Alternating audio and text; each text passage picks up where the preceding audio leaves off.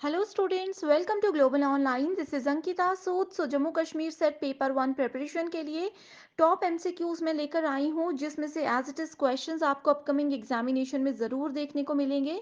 तो आप सभी स्टूडेंट्स इस वीडियो में एंड तक बने रहिएगा। एंड जो भी क्वेश्चंस मैं यहाँ पर आपके साथ डिस्कस करूंगी, उनके साथ मैं कुछ होमवर्क क्वेश्चंस दूंगी, जिससे आपको एक क्लियर आइडिया हो जाएगा कि कैसे आपकी तैयारी चल रही है। तो आप सभी स्टूडेंट्स इस फाइनल सेशन को एंड तक ज़रूर देखते रहिएगा। Of teaching. सो बेसिकली हमारे पास तीन लेवल्स होते हैं, memory level, understanding level and reflective level. तो हिंदी मीडियम स्टूडेंट्स यहाँ पे तीनों लेवल्स का नाम देख सकते हो। सबसे छोटा लेवल होता है मेमोरी लेवल, देन सबसे बड़ा लेवल होता है reflective level. Okay, memory level में रोट लर्निंग यानी कि रट्टा मार करके बच्चों को चीजें याद करवाई जाती थी, जिसको कि हम लोग क्रैमिंग भी बोल सकते हैं। ठीक है, जैसे कि अगर छोटे बच्चों की बात करें, सो एबीसीडी उनको एक गाने की तरह याद करवाया जाता था। उनको एग्जैक्ट मीनिंग नहीं पता होता था कि ए फॉर एप्पल होता है तो एप्पल एग्जैक्टली क्या है, क्यों इसका यूज किया जाता है। उसके बाद आता है अंडरस्टैंडिंग लेवल, जिसमें कि मेमोरी लेवल में जो भी उन्होंने रट्टा मारकर चीजें याद की थी, उन चीजों की समझ उनको थोड़ी थोड़ी आने लग जाती है, उनकी अंडरस्टैंडिंग डेवलप होने लग जाती है। एंड रिफ्लेक्टिव लेवल क्या होता है, ये हाईएस्ट लेवल होता है। So memory level and understanding level में हमने जो कुछ भी सीखा, इन दोनों के कॉम्बिनेशन को हम यूज करते हैं रिफ्लेक्टिव लेवल में।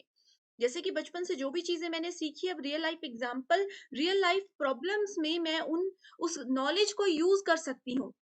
तो वो रिफ्लेक्टिव लेवल होता है कि एग्जैक्टली हमने कहाँ पे कौन सी चीज को कैसे सीखा। करेक्ट। सो मेमोरी लेवल जो होता है, ये टीचर सेंटर्ड मेथड होता है, यानी कि इसमें टीचर जैसा चाहेंगे वैसा पढ़ाएंगे। टीचर को जो मन होगा, टीचर के पॉइंट ऑफ व्यू को ध्यान में रखते हुए ही इस तरह की जो है टीचिंग लर्निंग प्रोसेस को पूरा किया जाता है। Then we have understanding level, इसमें भी यही प्रोसेस रहता है। Then we have learner centred method, जो कि रिफ्लेक्टिव लेवल होता है। इसमें स्टूडेंट्स क्या चाहते हैं, स्टूडेंट्स को कौन से तरीके से पढ़ना पसंद आ रहा है, वो क्या चाहते हैं, उन सब चीजों का ध्यान में रखते हुए ये रिफ्लेक्टिव लेवल ऑफ टीचिंग होती है। Memory level and understanding level की अगर बात करें, सो मेमोरी लेवल थॉटलेस लेवल होता है, इसमें बिल्कुल भी दिमाग यूज नहीं होता, बस जो बोला जा रहा है उसको एज इट इज याद किया जाता है, तो थॉटलेस इसको बोलते हैं। अंडरस्टैंडिंग लेवल में थॉटफुल, यानी कि इसमें चीजें जैसे कि समझने लगते हैं तो हमारी मेमोरी, हमारा ब्रेन का यूज होने लगता है। Then we have highly thoughtful level, जिसमें कि जो कुछ भी हमने नॉलेज कलेक्ट किया था उसको यूज करने का समय है, तो इसके लिए हमें बहुत ज्यादा सोचना पड़ता है, बहुत ज्यादा दिमाग लगाना पड़ता है। तो इसी तरह से स्टूडेंट्स, इस यूनिट में सारे इंपॉर्टेंट टॉपिक्स। तो डायरेक्टली बढ़ते हैं अपने अगले टॉपिक की ओर, जिसका नाम है ब्लूम्स टेक्सोनॉमी, यानी कि ब्लूम का वर्गीकरण। ये टॉपिक बहुत इंपॉर्टेंट है, कोई भी शिफ्ट में एनटीए इसको मिस नहीं करता। सो ब्लूम्स की टेक्सोनॉमी के अकॉर्डिंग हमारे डोमेन्स को तीन सेक्शंस में डिवाइड किया गया है। पहला है कॉग्निटिव डोमेन, जिसको कि रिवाइज्ड कॉग्निशन डायमेंशन लिखा गया है। इसको डायरेक्टली आप लोग कॉग्निटिव डोमेन के नाम से भी जान सकते हो, ठीक है। सेकेंड है साइकोमोटर डोमेन, तीसरा है अफेक्टिव डोमेन। तो कॉग्निटिव डोमेन में हमारे पास 6 स्टेप्स होते हैं। इन स्टेप्स का नाम आपको याद रखने हैं, इनका सीक्वेंस आपको याद रखना है। ओके, तो सबसे पहली चीज क्या आ जाती है, सबसे पहली चीज आती है create, evaluate, analyse, apply, understand and remembering. Correct. So smallest level क्या होता है, creating level, then we have evaluating. यहां से थोड़ा सा आप इस तरह से देख सकते हो, सबसे पहला लेवल होता है remembering, then we have understanding, then we have application, then we have analysing, then we have evaluating and creating. अब देखो, किसी चीज को मैंने याद कर लिया, मान लीजिए कि मैं पॉट बनाना सीख रही हूँ, मिट्टी के मटके बनाना सीख रही हूँ। मैंने सिर्फ अभी किसी को बनाते देखा, प्रोसेस मैंने याद कर लिया। उसके बाद एग्जैक्टली वो मिट्टी कैसे बनानी है, उसमें क्या क्या चीजें मिलाई जाएंगी, वो सब चीजें अगर मैं समझ गई तो वो आ गया अंडरस्टैंडिंग लेवल। देन उस चीज को अप्लाई करना, जो कुछ मैंने अंडरस्टैंडिंग लेवल में सीखा, रिमेम्बरिंग लेवल में सीखा, उसको अप्लाई करना इस अप्लाइंग लेवल। ठीक है, उसके बाद उसको एनालाइज करना कि जो चीजें मैंने बनाई वो सही बन रही हैं कि नहीं बन रही है, उस चीज को मैं एनालाइज करती रहूंगी। एंड देन इवेल्युएटिंग, मैंने अपने आप को अपना मूल्यांकन करना है कि 10 में से कितने नंबर मैं अपने बनाए हुए पॉट को दूंगी। तो मान लीजिए अभी तक मैंने इस तरह से एक सिंपल सा फ्लावर पॉट बनाना सीख लिया था, इवेल्युएट कर दिया, उसके बाद मैं क्रिएटिंग फेज में आऊंगी, जहां पे ये हो सकता है कि अब मेरे को पूरा प्रोसेस, ये वाला पूरा प्रोसेस पता चल गया। क्रिएटिंग फेज में हम क्या करते हैं, ये रिफ्लेक्टिव फेज की तरह होता है कि एक बार हमने सब सीख लिया, मैं डिफरेंट डिफरेंट शेप के इस तरह से पॉट बना सकती हूँ। प्रोसेस पता है तो सिर्फ हमें क्या करना है, उसका डिजाइन और शेप चेंज करना है। सो सिमिलरली हमारे पास सेकंड डोमेन आता है साइकोमोटर डोमेन, जिसमें कि पहला स्टेप है imitation, manipulation, precision, articulation and naturalisation. Imitation मतलब शुरू कर देना, उसमें फिर चेंजेस करना, उसको डिटेल में समझना, उसमें ही थोड़े से बदलाव लाकर उस चीज में और थोड़े से एक्सपेरिमेंट करना, देन वो चीज हमारी इतनी प्राकृतिक हो जाती है हमारे लिए कि वो हम लोगों को फिर इजी लगने लग जाती है, तो that is called naturalisation. Similarly we talk about affective domain, so receive करना किसी चीज को, मैं आप लोगों को कुछ बता रही हूँ, आप उस चीज को रिसीव कर रहे हो, उससे अकॉर्डिंग आप उस पर रिस्पॉन्ड करोगे, फिर आप उसको वैल्यू दोगे, ऑर्गेनाइज करोगे एंड देन इंटरनलाइजिंग वैल्यूज। यानी कि जो भी चीजें हमने सीखी थी उसको हमने अपने आप में नेचुरल बना लिया। अब जैसे आप लोगों ने देखा होगा, आप सभी यूजीसी नेट एग्जाम की तैयारी कर रहे हो, टीचिंग प्रोफेशन में जाओगे, जब आपने अगर अभी तक पढ़ाया है ऑनलाइन या ऑफलाइन कहीं पे भी, तो शुरू में आप लोग थोड़े घबराए होंगे, लेकिन समय के साथ साथ विद इन अ मंथ आप लोग इतने उसमें एक्टिव हो चुके होंगे, इतने प्रो हो चुके होंगे कि अब आप लोगों को पढ़ाने से पहले ना डर लगता होगा, और वो नेचुरली आपके अंदर से जो है चीजें निकलती हैं, एग्जाम्पल्स निकलते हैं, तो वो नेचुरलाइजेशन होता है, जिसको कि यहाँ पे अफेक्टिव डोमेन में इंटरनलाइज वैल्यूज बोला गया है। करेक्ट। डिटेल में ये सारे हमने सेपरेट सेशन में डिस्कस किए हैं। इफ यू वांट, मैं डिस्क्रिप्शन बॉक्स में लिंक ऐड कर दूंगी, आप बस मुझे कमेंट करके बता दीजिए। सेशन को स्टार्ट करने से पहले आपको पता होना चाहिए कि जम्मू कश्मीर सेट एग्जाम को क्वालिफाई करने के लिए पेपर वन प्रिपरेशन पर आपको बहुत ध्यान देना है। सो इसमें आपको स्मार्ट प्रिपरेशन कैसे करना है, कैसे आप लोग 75 प्लस स्कोर कर सकते हो, इसके लिए कंप्लीट कोर्स हमने लॉन्च किया है, जिसमें आपको फुल सिलेबस वीडियो लेक्चर्स हम प्रोवाइड करवाते हैं। सो एग्जामिनेशन से पहले आपका पूरा सिलेबस कवर करवाने की 100% श्योरिटी मैं देती हूँ। हर एक वीडियो लेक्चर में स्मार्ट ट्रिक्स और शॉर्ट ट्रिक्स के साथ आपको बहुत ही सिंपल और इजी लैंग्वेज में सारे कॉन्सेप्ट्स क्लियर करवा दिए जाएंगे।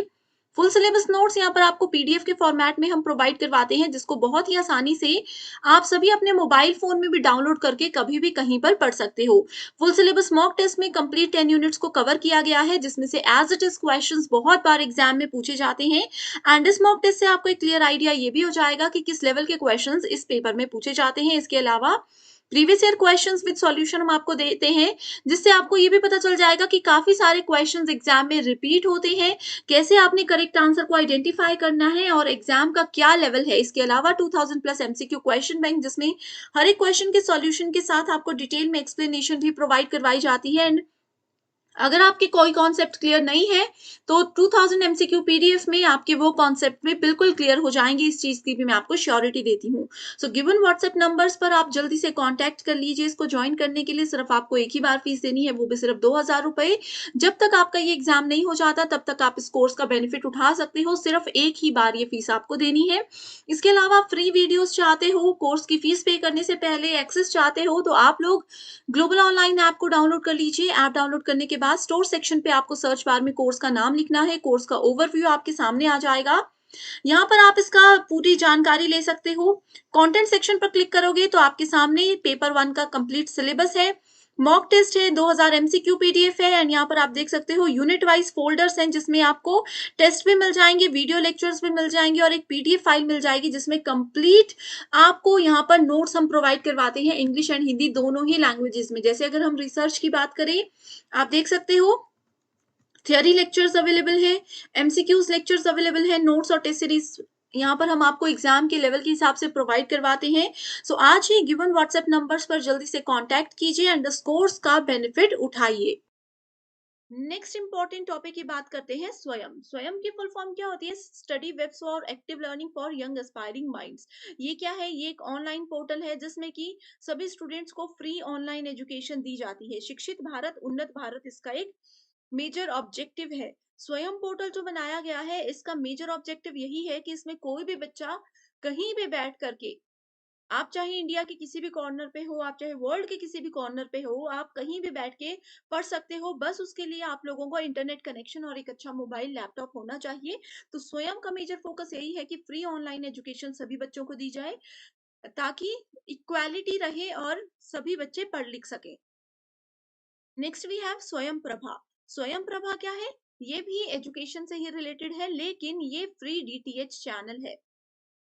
एंड स्वयं में एक मैं आप लोगों को बता देना चाहती हूँ, इसमें बेसिकली हमारे पास क्वाड्रेंट्स होते हैं जो कि 4 क्वाड्रेंट्स है। इसमें आप लोगों को ई कंटेंट भी मिल जाएगा, यानी कि पीडीएफ के फॉर्मेट में नोट्स भी मिल जाएँगे, आप लोग अपने आप को इवैल्यूएट भी कर सकते हो। आप लोग इसमें टेस्ट भी दे सकते हो, आप लोगों को इसमें वीडियो लेक्चर्स भी मिल जाएँगे। इवैल्यूएशन एंड टेस्ट एक ही चीज़ हो गई। एंड यहाँ पे आप लोगों का ऑनलाइन डिस्कशन फोरम भी इसमें प्रोवाइड कराते हैं। तो ये 4 चीज़ें हैं जिस पे फोकस करके स्वयं बेसिकली काम करता है। स्वयं प्रभा की बात करें, इसका मेजर फोकस भी बच्चों तक जो है पढ़ाई पहुंचाना है, बच्चे हर कहीं से पढ़ सकें, यही इसका उद्देश्य है।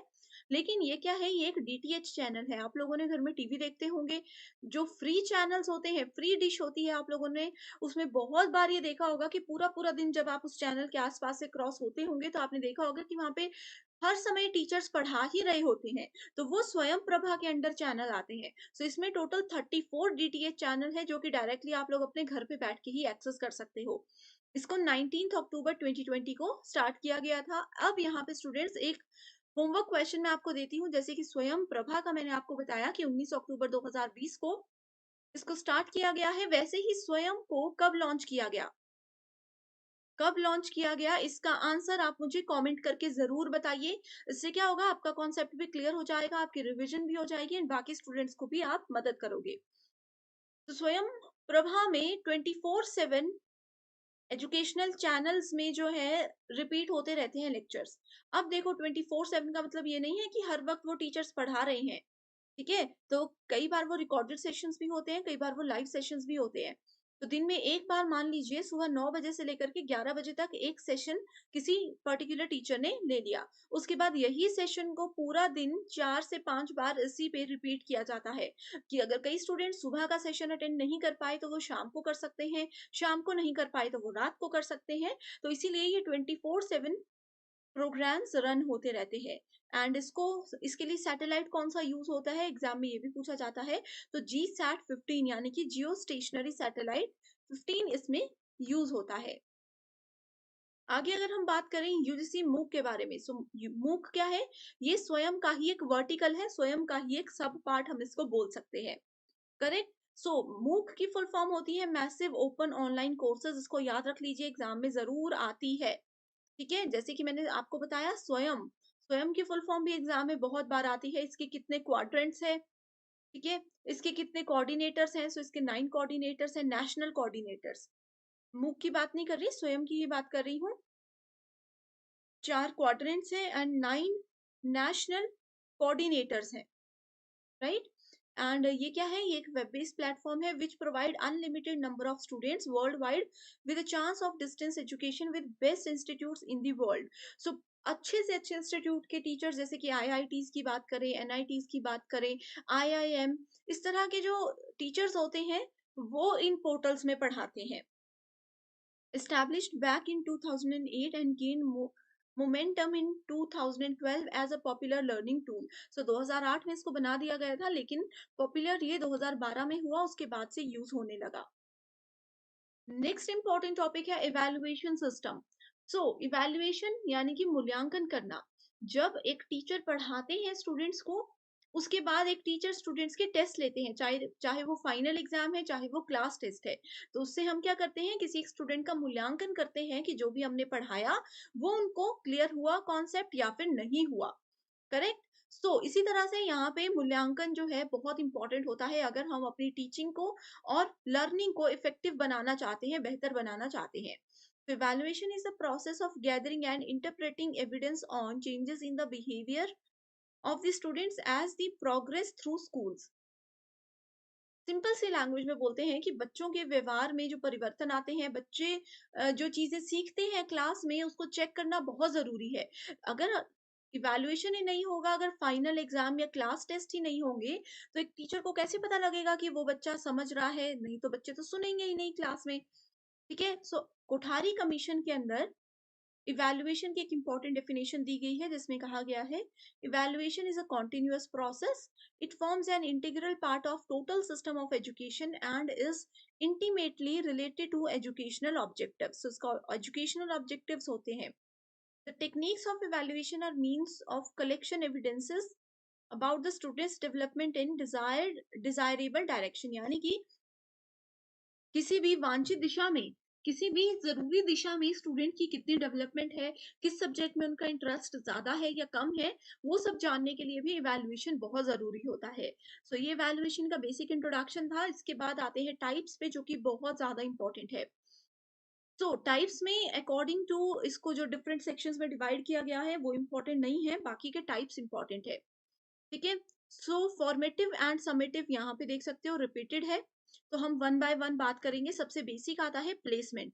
प्लेसमेंट आप लोगों ने सुना होगा कि किसी भी मान लीजिए कि मैंने एमबीए कर ली, उसके बाद मुझे बोला जाता है कि आपकी कैंपस प्लेसमेंट होगी, यानी कि कैंपस से ही मुझे अपनी क्वालिटीज, अपनी एजुकेशनल बैकग्राउंड के हिसाब से किसी कंपनी में नौकरी दिलवाई जाएगी। तो ये होता है प्लेसमेंट। तो इसमें क्या होता है, किसी किसी पर्सन को, किसी बच्चे को हम किस प्लेस पर पहुंचा रहे हैं, दैट इज कॉल्ड प्लेसमेंट। अब कोई बच्चा है जिसका मैथमेटिक्स बहुत अच्छा है लेकिन वो ड्राइंग डांसिंग में अच्छा नहीं है, तो उस बच्चे को हम ये बोलेंगे कि आप आगे जाकर के मैथमेटिक्स में कुछ अच्छा कर सकते हो। बाकी कुछ स्टूडेंट्स ऐसे हैं मान लीजिए जो कि मैथ्स इंग्लिश साइंस इसमें बहुत बेकार है लेकिन डांसिंग में बहुत अच्छे हैं, तो उनको हम उस जगह पे प्लेस कर सकते हैं कि आप उस चीज पे ज्यादा फोकस करो। Then we have formative evaluation. तो फॉर्मेटिव से जानने से पहले मैं आपको डायग्नोस्टिक बता देना चाहती हूँ। डायग्नोस का मतलब होता है फाइंड आउट करना, कि कोई बच्चा अगर हमें देखना है कि वो किस चीज में अच्छा है, कैसे वो रिस्पॉन्ड करता है किसी पर्टिकुलर फील्ड में जा करके, तो वो सब चीजें अगर हमें देखनी है तो उसके लिए डायग्नोस्टिक इवैल्यूएशन जरूरी होता है। अगले जो चार टाइप्स है, formative, summative, norm referenced and criterion referenced, these four are very important, हर साल पूछे जाते हैं। सो फॉर्मेटिव की बात करें, जो हमारे फॉर्मेटिव की बात करें, अब जैसे देखो सेशन है, सेशन में मैं क्या कर रही हूँ, बीच बीच में आप लोगों को कुछ होमवर्क क्वेश्चंस दे रही हूँ। इन होमवर्क क्वेश्चंस का क्या बेनिफिट है कि आप लोगों का मुझे पता चलेगा कि कितने बच्चे एक्टिवली मेरी क्लास में कॉन्सेप्ट को सुन रहे हैं। करेक्ट। सो ये होता है होमवर्क क्वेश्चन का बेनिफिट। सो इसी तरह से स्टूडेंट्स फॉर्मेटिव इवैल्यूएशन होता है ऑफलाइन क्लास में भी। टीचर कई बार क्लास के एंड में स्टूडेंट्स को पूछ लेते हैं कि हाँ भाई बताओ आज हमने क्लास में क्या पढ़ा, या फिर बताओ आपको आज कितना समझ आया, या छोटे छोटे जो क्वेश्चंस क्लास के एंड में या क्लास के बीच में पूछे जाते हैं वो फॉर्मेटिव इवैल्यूएशन होते हैं। Then we have summative evaluation. Summative word आप याद रख सकते हो समरी से। समरी का मतलब क्या होता है, किसी भी चीज के एंड में कुछ कैलकुलेट करना। जो हमारे फाइनल एग्जाम होते हैं, चाहे वो सेमेस्टर के हैं या फिर एनुअल एग्जामिनेशन होते हैं, उन सब चीजों से जो एक स्टूडेंट का पूरे साल का या पूरे 6 महीने का हमें नॉलेज पता चलता है, या उन्होंने कितनी एक्टिवली क्लास में चीजों को सुना ये पता चलता है, तो वो होता है समेटिव इवैल्यूएशन। मतलब पूरे सेशन के एंड में अगर हम किसी को इवैल्यूएट करते हैं लॉन्गर पीरियड ऑफ टाइम के बाद, वो समेटिव के अंदर आता है। Then we have norm referenced and criterion referenced. Norm reference क्या होता है? नॉर्म का मतलब होता है रूल्स। ठीक है, नॉर्म का मतलब क्या होता है, रूल्स होता है। एंड क्राइटेरिया यानी कि हमने यहाँ पे कोई मान, इसको आप इस तरह से लिख सकते हो, मानदंड को सेट कर दिया। तो नॉर्म रेफरेंस में क्या होता है, एक बच्चे की परफॉर्मेंस को बाकी के सभी बच्चों की परफॉर्मेंस के साथ कंपेयर किया जाता है। आप लोगों ने ये सुना होगा, बचपन में बोला जाता है कि देखो आपकी क्लास के बाकी के फ्रेंड्स आपके कितना अच्छा स्कोर कर रहे हैं लेकिन आपका नहीं हो पाया। तो इसमें क्या हुआ, एक बच्चे को दूसरे के साथ कंपेयर किया गया। वो होता है नॉर्म रेफरेंस। क्राइटेरियन रेफरेंस क्या होता है, उसमें हमने क्राइटेरिया सेट कर दिया। जैसे कि मैं अगर बोलती हूँ कि 50% से ज्यादा जिस बच्चे ने स्कोर कर दिया वो बहुत ही गुड कैटेगरी के बच्चे होंगे। तो ये हमने क्राइटेरिया सेट कर दिया। 50% से ज्यादा वाले में 50.1 वाले भी होंगे एंड 100% वाले भी होंगे। इसमें हम किसी के साथ किसी को कंपेयर नहीं कर रहे हैं। हमने इसमें क्या किया, सिंपल एक क्राइटेरिया रख दिया कि इससे ज्यादा लेवल के जो बच्चे होंगे, इससे ज्यादा स्कोर वाले जो बच्चे होंगे, उनको हमने गुड कैटेगरी में काउंट करना है, चाहे वो फिर 50.1 वाले हो या फिर 100 वाले हो।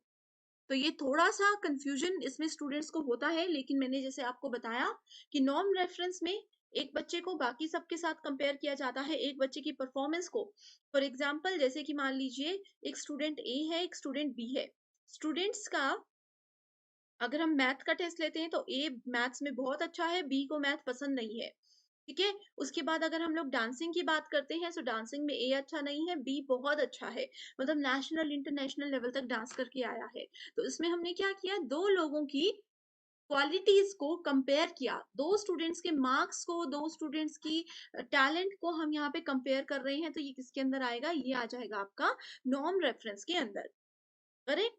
क्राइटेरियन रेफरेंस में क्या हो गया? हमने क्राइटेरिया रख दिया कि हाँ भाई, जो जो स्टूडेंट्स के जैसे 50% मार्क्स बता दिए, या फिर किसी गेम के लिए अगर हमने किसी स्टूडेंट को सेलेक्ट करना है तो हम बोलेंगे 5 फुट 5 इंच से ज्यादा जिसकी हाइट है वो स्टूडेंट्स को हम सिलेक्ट करेंगे, उससे कम हाइट वालों को हम सिलेक्ट नहीं करेंगे। तो ये एक मानदंड सेट कर दिया। इसके ऊपर कितने भी लोग आ सकते हैं, इसके नीचे कितने भी लोग आ सकते हैं, that is not important here. ठीक है। सो यहाँ पे एक होमवर्क क्वेश्चन है, आप देख सकते हो कि फॉर्मेटिव और इवेल्युएटिव में किस तरह से क्वेश्चंस आते हैं। Formative evaluation tends to accelerate pace of learning. As against summative evaluation, formative evaluation is highly reliable. So बहुत ही बेसिक प्रीवियस ईयर क्वेश्चन है। ये एक एग्जाम्पल के रूप में मैंने आपको बताया है कि इस तरह के क्वेश्चंस बहुत बार एग्जाम में पूछे जाते हैं। सर्च दो चीजों से मिलकर के बना है, री एंड सर्च। सर्च का मतलब होता है किसी चीज को फाइंड आउट करना, किसी चीज को ढूंढना। एंड अगर हम इसके आगे री लगा देते हैं, यानी कि इसका मतलब ये हो गया कि कोई चीज, कोई प्रॉब्लम जिसका सॉल्यूशन ऑलरेडी हमारे पास है, उसी को और बेहतर करने के लिए हम लोग उसमें रिसर्च करते हैं। तो रिसर्च किसी भी टाइप की हो सकती है, वो एक्सपेरिमेंटल भी हो सकती है, साइंटिफिक भी हो सकती है, कैजुअल भी हो सकती है, फॉर्मल भी हो सकती है। तो इससे क्या होता है, छोटे छोटे फैक्ट्स हम पहले समझते हैं, एंड उन फैक्ट्स को कलेक्ट करने के बाद हम उसके सॉल्यूशन तक पहुंचने की कोशिश करते हैं। तो रिसर्च के कुछ ऑब्जेक्टिव्स हैं जो कि एग्जामिनेशन के लिए बहुत इंपॉर्टेंट होते हैं। तो प्राइमरी ऑब्जेक्टिव्स है तो डिस्कवर न्यू फैक्ट्स। अब कोई टॉपिक है, कोई प्रॉब्लम है, उससे रिलेटेड नए फैक्ट्स, नई फाइंडिंग्स अगर हम जानना चाहते हैं तो रिसर्च उसमें की जा सकती है। इन्वेस्टिगेट सम एग्जिस्टिंग सिचुएशन और प्रॉब्लम।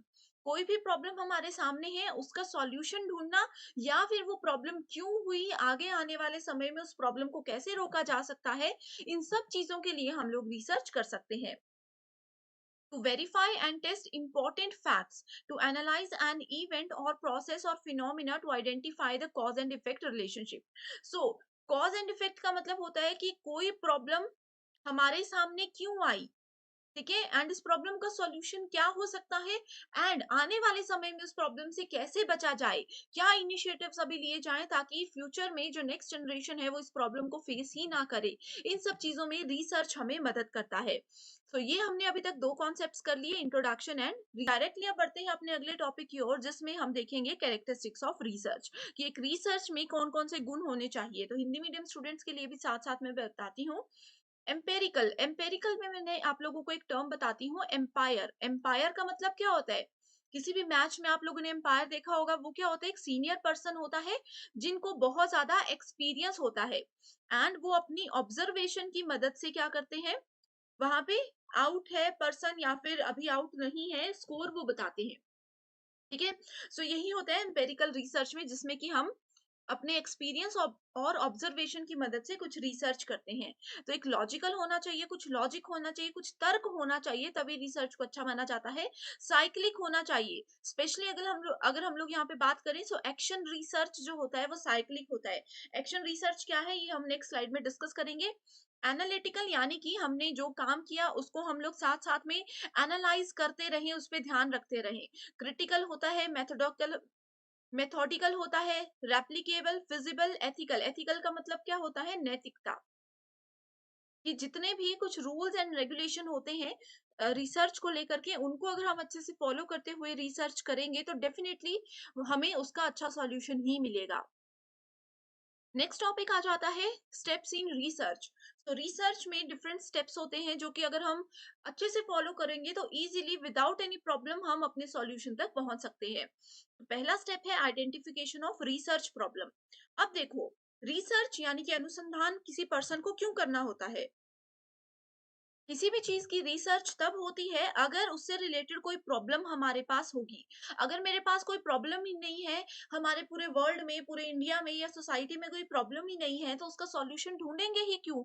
तो रिसर्च होगी ही नहीं। तो इसीलिए सबसे पहले हमारे पास रिसर्च की प्रॉब्लम होनी चाहिए, कि क्या प्रॉब्लम है, क्या समस्या है, ताकि हम उसका सॉल्यूशन ढूंढ सके। उसके बाद दूसरा स्टेप आता है लिटरेचर रिव्यू, यानी कि सेम प्रॉब्लम से रिलेटेड जो भी पहले साहित्य लिखे गए हैं या फिर किसी और ने उससे रिलेटेड रिसर्च की हुई है, वो हमें पढ़ना बहुत ज़रूरी होता है।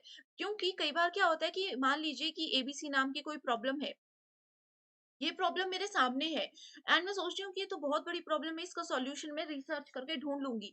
लेकिन अगर हम रिसर्च रिव्यू लिटरेचर रिव्यू कर लेंगे तो हमें पता चल जाएगा कि ऑलरेडी किसी ने इस पे रिसर्च की है या फिर नहीं की है। अगर किसी पर्सन ने इस पे ऑलरेडी रिसर्च की होगी तो उसके लिटरेचर को हम पढ़ेंगे एंड हमें आइडिया हो जाएगा कि उन्होंने इसका सॉल्यूशन ढूंढा था कि नहीं ढूंढा था, उनको इसके दौरान क्या क्या प्रॉब्लम फेस करनी पड़ी थी। Then we have formulation of hypothesis यानी कि परिकल्पना बना लेना, प्रिपेयरिंग रिसर्च डिजाइन, डेटा को कलेक्ट करना, फिर जो डेटा कलेक्ट किया है उसको एनालाइज करना, अच्छे से विश्लेषण करना, जर्नलाइजेशन एंड इंटरप्रिटेशन, उसके बाद रिपोर्ट बनाना एंड लास्ट में आता है निष्कर्ष यानी कि कंक्लूजन। तो ये आप देख सकते हो रिसर्च के स्टेप से रिलेटेड एक मोस्ट एक्सपेक्टेड क्वेश्चन है जो कि 2023 एग्जाम में जरूर पूछा जाएगा। सो इसका देखो यहाँ पे मैंने 6 ऑप्शंस दिए हैं, आपने बताना है कि इनमें से करेक्ट आंसर कौन सा है।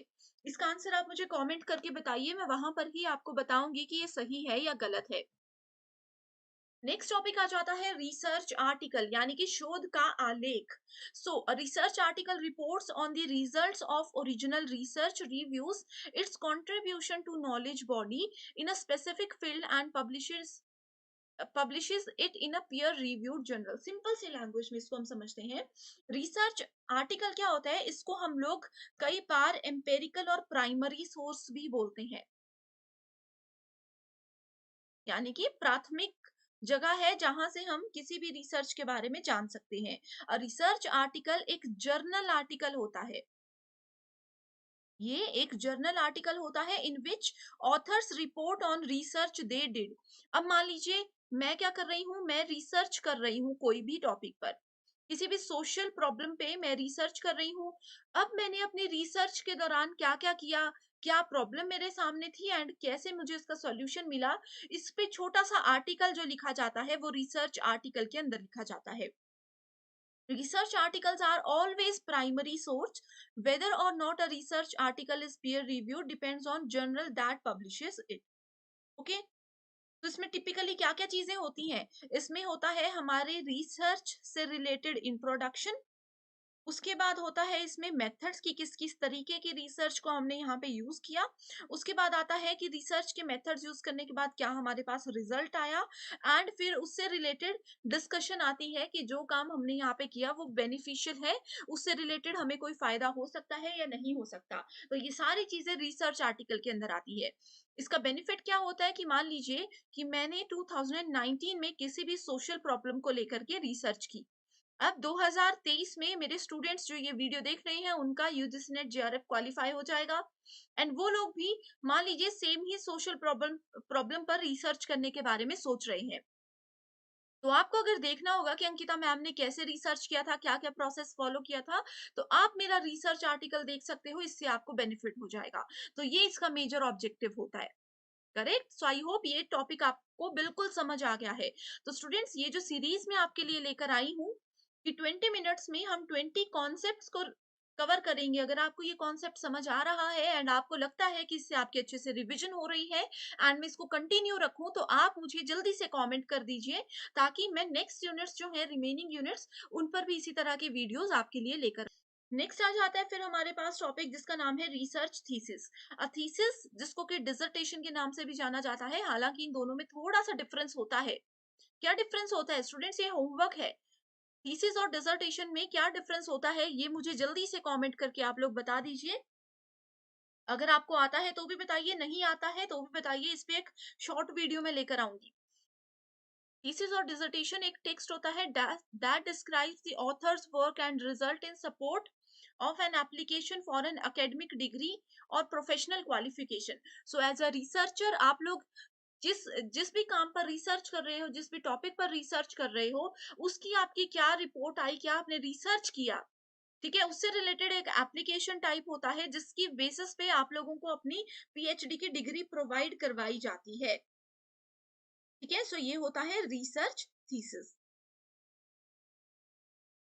अगर हम सिंपल लैंग्वेज में बोले, thesis is your proposed answer to your research question which you finalise only after completing the research. Research complete होने के बाद ही इसको फाइनलाइज किया जाएगा एंड इसी को देख करके आप लोगों की डिग्री आपको मिलती है। नेक्स्ट आ जाता है the two most important and commonly used formatting styles.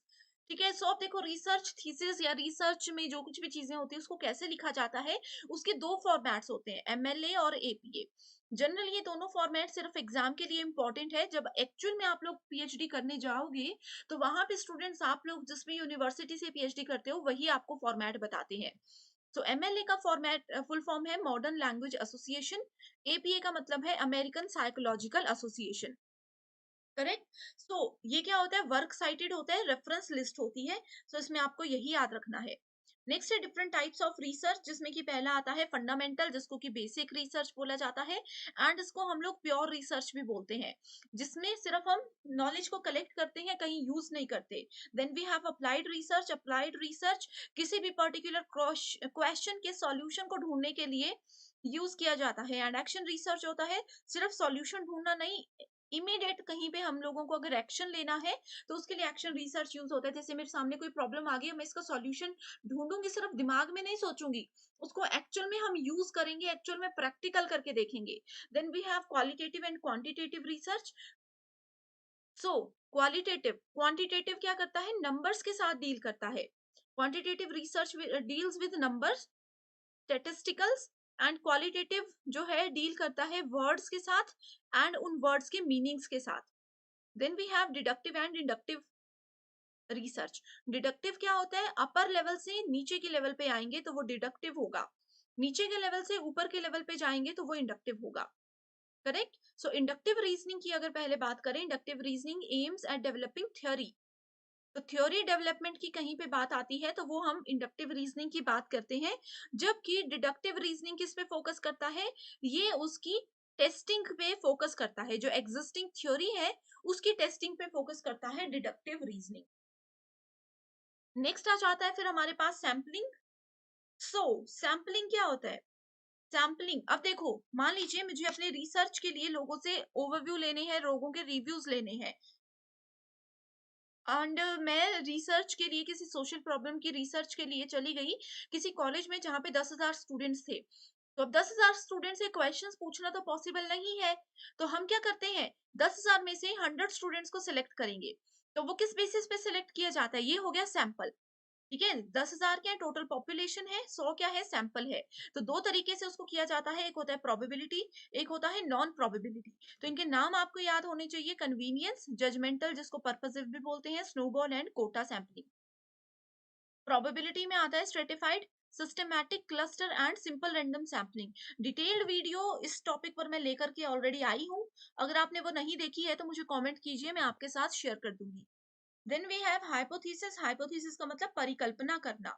अब किसी प्रॉब्लम में मैं फंस गई, उसके सॉल्यूशन के लिए डायरेक्टली तो मैं किसी ट्रैक पे नहीं चल पाती हूँ, पहले हम आइडिया लगाते हैं ना कि मैं ये करूं या फिर मैं ये काम करूं कि मेरे को सॉल्यूशन मिल जाएगा, तो इस चीज को बोलते हैं परिकल्पना करना। सो परिकल्पना का एग्जैक्ट अगर हम लोग देखें तो ये बहुत इंपॉर्टेंट होता है रिसर्च में। किसी प्रॉब्लम में फंस गए तो हमें सॉल्यूशन तक जाने के लिए देखना पड़ता है कि ये प्रैक्टिकल करें, ये प्रैक्टिकल करें या ये फिर प्रैक्टिकल अप्रोच को ट्राई करें। सो परिकल्पना बेसिकली टेस्टिंग जरूरी होती है हाइपोथेसिस की, जिसमें दो चीजें होती है, null hypothesis and alternative hypothesis. Testing की बाद में बात करेंगे, दो टाइप्स है, नल एंड अल्टरनेटिव। तो नल क्या बोलता है, नल बोलता है नो डिफरेंस। नल बोलता है कि बॉयज एंड गर्ल्स के बीच में कभी कोई डिफरेंस नहीं है, they both are always equal. ये एक एग्जाम्पल है नल हाइपोथेसिस का, कि नो डिफरेंस होता है हर एक चीज में, बॉयज गर्ल्स इक्वल है, ब्लैक एंड व्हाइट इक्वल है, ये ऐसे बोलता है। ऑल्टरनेटिव हाइपोथेसिस क्या करता है, ये प्रॉपर तरीके से बताता है कि एग्जैक्टली किस तरह से काम चल रहा है। ठीक है, अगर हम लोग नल को एक्सेप्ट कर लेते हैं तो बहुत अच्छी बात है। इन केस अगर हम लोग नल हाइपोथेसिस को एक्सेप्ट नहीं करते तो हमारे पास सिर्फ ऑल्टरनेटिव हाइपोथेसिस को ही एक्सेप्ट करने का ऑप्शन रहता है, जिसको कि वैकल्पिक परिकल्पना के नाम से जाना जाता है। Correct. So alternative hypothesis states your research prediction of an effect और रिलेशनशिप। ये बोलता है कि दो चीजों के बीच में डिफरेंस होता है। सो नेक्स्ट अगर हम लोग बात करें टाइप 1 एंड टाइप 2 एरर की, तो इसको समझाने के लिए यहाँ पे मैं आप लोगों को बताती हूँ कि टाइप 1 एरर क्या होता है। तो टाइप 1 एरर को बोला जाता है false positive, and type 2 error को बोला जाता है फॉल्स नेगेटिव। करेक्ट? सो अगर हम लोग यहाँ पे आप देखो, टेस्ट रिजेक्ट्स नल, अगर हम लोग नल हाइपोथेसिस को रिजेक्ट कर देते हैं, ठीक है, हमने क्या कर दिया, नल हाइपोथेसिस था उसको हमने रिजेक्ट कर दिया, लेकिन एक्चुअल में वो ट्रू था, ट्रू हाइपोथेसिस को हमने गलती से रिजेक्ट कर दिया, तो वो टाइप 1 एरर है जिसको कि फॉल्स पॉजिटिव बोला जाता है। तो इस तरह से इस टेबल पे आप देख सकते हो। उसी के साथ अगर हम लोग नल हाइपोथेसिस को फॉल्स कर देते हैं जबकि वो करेक्ट था, तो वो इफेक्टिव एग्जिस्टेंस के अंदर आता है। टेस्ट एक्सेप्ट्स नल, जब हम नल हाइपोथेसिस को एक्सेप्ट कर देते हैं तो वो करेक्ट डिसीजन होता है, जिससे एक्स्ट्रा कोई फर्क नहीं पड़ता, एंड वो टाइप 2 एरर होता है जिसको कि फॉल्स नेगेटिव के नाम से जाना जाता है। Next we have research ethics. और रिसर्च की नैतिकताएं होती हैं। रिसर्च की नैतिकताओं में कुछ चीजें इंपॉर्टेंट होती है, जैसे कि हम लोगों को ऑनेस्टी रखनी चाहिए, ईमानदारी के साथ रिसर्च करनी चाहिए, जो हमारा डेटा आया है, जो हमारा रिजल्ट आया है, उसमें मिलावट नहीं करनी चाहिए। कई बार क्या होता है, मान लीजिए वो बोलते हैं कि रिसर्च करके आओ एंड उसका मिनिमम एवरेज पॉइंट 0.05 होना चाहिए, एंड मेरा आ गया 0.03। तो रिसर्च एथिक्स हमें बोलता है कि जो आपका रिजल्ट आया है आप उसी को यूज करो, यहाँ पे थोड़ी सी भी मिलावट या बेईमानी नहीं करनी है। तो इसी तरह से रिसर्च एथिक्स के कुछ रूल्स होते हैं जिनको ध्यान में रखते हुए हमें काम करना है। जो रिसर्च हम कर रहे हैं उसको कॉन्फिडेंशियल रखना है, थोड़ा प्राइवेट रखना है, हर एक चीज सबके साथ शेयर नहीं करनी है। या फिर अगर हम किसी के पुराने रिसर्च से मदद मदद ले रहे हैं, उनकी थीसिस या पेपर से मदद ले रहे हैं, तो वहां पर भी हमें झूठ नहीं बोलना है कि हमने ये खुद किया। हमें वहां पे एज इट इज लिखना है कि हमने कहीं से मदद ली है। ऐसे छोटे छोटे रूल्स होते हैं जो कि रिसर्च एथिक्स के अंदर आते हैं, कि हम लोगों को यहाँ पे लॉयल रहना है, रिस्पेक्ट में रिस्पेक्टफुल रहना है, ट्रांसपेरेंसी होनी चाहिए, ठीक है, फेयरनेस होनी चाहिए, लीडरशिप होनी चाहिए, ये सब चीजें आती है रिसर्च एथिक्स के अंदर। अगला आ जाता है टॉपिक क्वेश्चनेयर। क्वेश्चनेयर यानी कि प्रश्नावली। अब देखो, आप लोगों ने बहुत जगह देखा होगा सोशल मीडिया पर भी कि लोग एक इंटरव्यू लेते हैं, पब्लिक में जाकर के लोगों से कुछ पूछते हैं कि अपने प्राइम मिनिस्टर के बारे में बताओ, इस तरह के छोटे छोटे क्वेश्चंस। ये क्या होता है, ये क्वेश्चनेयर होते हैं कि हम पब्लिक में जाते हैं और उनसे पूछते हैं, ये इंक्वायरी हो रही होती है कि इस तरह के क्वेश्चन से हम ये भी जान सकते हैं कि हमारे जो यूथ है, जो यंग जनरेशन है, उनको अपनी कंट्री के मिनिस्टर्स या अपनी संस्कृति के बारे में कितना पता है। तो इस तरह के क्वेश्चंस जो होते हैं, सर्वे, इंटरव्यू, ये सब इसमें आते हैं, इसमें छोटे छोटे क्वेश्चंस पूछे जाते हैं। देन वी हैव क्वेश्चन के types, close ended and open ended questions. So close ended questions क्या होते हैं, जिसमें कि सिर्फ किसी से यस और नो, ट्रू और फॉल्स, इस तरह के क्वेश्चंस पूछे जाते हैं। ओपन एंडेड होता है किसी से पूरा रीजन अगर हम मांगते हैं कि ये क्यों हुआ। अगर मैं आपसे रीजन मांगू कि आपको ये क्लास पसंद आ रही है एंड आप सिर्फ आंसर दे रहे हो यस या नो में, तो वो क्लोज एंडेड क्वेश्चन हो गए। अगर मैं आपको पूछूं कि आपको ये क्लास पसंद आ रही है, इसका सबसे अच्छा कारण बताइए कि आपको इस क्लास में सबसे अच्छा क्या लगा, तो वो हो गया ओपन एंडेड क्वेश्चन, जिसका आंसर आप मुझे कमेंट करके बताओगे कि आपको इस क्लास में क्या अच्छा लगा या क्या बुरा लगा। करेक्ट? नेक्स्ट है हमारे पास वेरिएबल्स। वेरिएबल्स क्या होते हैं, वेरिएबल कुछ भी हो सकता है, कोई पर्सन, कोई प्लेस, कोई जगह, कोई सामान, कुछ भी हो सकता है। दो वेरिएबल है ए एंड बी। ये वेरिएबल अगर एक दूसरे पर निर्भर है कि अगर मैं एक को डिलीट कर दूं तो दूसरा भी खत्म हो जाएगा, तो वो होते हैं डिपेंडेंट वेरिएबल, यानी कि निर्भर चर। ठीक है, अगर मैं एक को डिलीट कर देती हूँ दूसरे को इससे कोई फर्क नहीं पड़ता, तो ये होते हैं इंडिपेंडेंट वेरिएबल, यानी कि स्वतंत्र चर। तो ये होते हैं वेरिएबल्स जो कि आपको पता होने चाहिए, एंड वेरिएबल्स पे रिलेटेड एक प्रीवियस ईयर क्वेश्चंस मैंने आपके साथ शेयर किया है, जो कि एग्जाम में जरूर आएगा ही आएगा। Then we have position paper. Position paper क्या होता है, ये ऐसा होता है जिसमें कि it is an essay that presents an arguable opinion about an issue. किसी प्रॉब्लम को लेकर के कोई ओपिनियन है, कोई हाईलाइटेड इशू है, उसके बारे में यहाँ पे लिखा जाता है। टिपिकली ये किस पे काम करता है, कोई भी पॉलिटिक्स है, लॉ से रिलेटेड है, एकेडमिक्स से रिलेटेड है, इस तरह की जो चीजें होती हैं उनके लिए पोजीशन पेपर को जनरल। अब शुरू करते हैं आईसीटी की बेसिक डेफिनेशन से। सबसे पहले स्टूडेंट्स, आपको आईसीटी की फुल फॉर्म पता होनी चाहिए, जो कि है information and communication technology. Information का मतलब क्या होता है, सूचना, कहीं से भी हमें सूचना मिलती है, एंड इंटरनेट की मदद से हम लोग कम्युनिकेट कर सकते हैं, यानी कि संचार कर सकते हैं, बातचीत कर सकते हैं। एंड टेक्नोलॉजी की मदद से हम लोगों को कहीं जाने की जरूरत नहीं है, हम लोग घर बैठे ही इंफॉर्मेशन भी कलेक्ट कर सकते हैं एंड किसी से बातचीत यानी कि कम्युनिकेट भी कर सकते हैं। तो ये मतलब होता है इंफॉर्मेशन एंड कम्युनिकेशन टेक्नोलॉजी का। सो इसके अंदर internet, electronic devices, computer, radio, television या फिर लेटेस्ट टेक्नोलॉजीज जो भी हैं वो सारी चीजें आ जाती हैं। तो ये था हमारा पहला टॉपिक जिसमें हमने बेसिक डेफिनेशन इसकी देखी है। अब हमारा अगला टॉपिक है main four components of computer system. तो कंप्यूटर अगर आप लोग पहली बार पढ़ रहे हो तो स्टूडेंट्स आपको ये जानना बहुत जरूरी है कि कंप्यूटर के मेन कौन कौन से पार्ट्स होते हैं। तो इस तरह की जो स्क्रीन आपके सामने आती है ये होता है मॉनिटर, ठीक है। ये होता है keyboard. Then we have mouse. तो माउस भी दो तरह के होते हैं, एक वायर्ड एक wireless, correct. Then we have speakers, यहाँ पे आप देख सकते हो। एंड यहाँ पे है ये सीपीयू, इसको कंप्यूटर लिखा हुआ है लेकिन ये क्या है, सीपीयू है। And here we have printer. So printer और स्पीकर्स को ऐड करना या नहीं करना ये आपकी अपनी रिक्वायरमेंट होती है। इसके अलावा keyboard, mouse, monitor and CPU ये पार्ट्स कंपलसरी होते हैं। इनमें से अगर एक भी पार्ट मिसिंग है तो हमारा कंप्यूटर अच्छे से काम नहीं करता। तो ये सभी पार्ट्स को हम अब डिटेल में डिस्कस करने वाले हैं। तो सबसे पहले हम देखेंगे input devices, output devices, processing devices and storage devices. तो इनपुट डिवाइसेस वो डिवाइसेस होती हैं जिसकी मदद से हम डेटा को एंटर कर सकते हैं। अब जैसे कि मैं बोल रही हूँ, मेरी जो आवाज है वो मेरे लैपटॉप के माइक के थ्रू जा रही है। तो माइक क्या हो गया, इनपुट डिवाइसेस हो गई। अब आप लोग अपने कंप्यूटर या मोबाइल में मेरा ये सेशन देख रहे हो तो आप लोगों को आवाज बाहर को आ रही है, यानी कि आउटपुट डिवाइस से आ रही है। तो आउटपुट डिवाइस क्या है, स्पीकर्स हैं। जैसे कि ये जो कंप्यूटर की स्क्रीन होती है जिसको मॉनिटर बोला जाता है, कंप्यूटर के अंदर जो कुछ भी होता है वो हमें यहाँ पे दिखाई देता है, यानी कि ये आउटपुट है, ये आउटपुट डिवाइस है। कीबोर्ड क्या है, कीबोर्ड एक इनपुट डिवाइस है, क्योंकि इससे हम जो कुछ भी एंटर करेंगे, जो कुछ भी इसमें दबाएंगे, वो सारी चीजें हमारे कंप्यूटर के अंदर चली जाएंगी। सिमिलरली माउस भी क्या है, इनपुट डिवाइस है।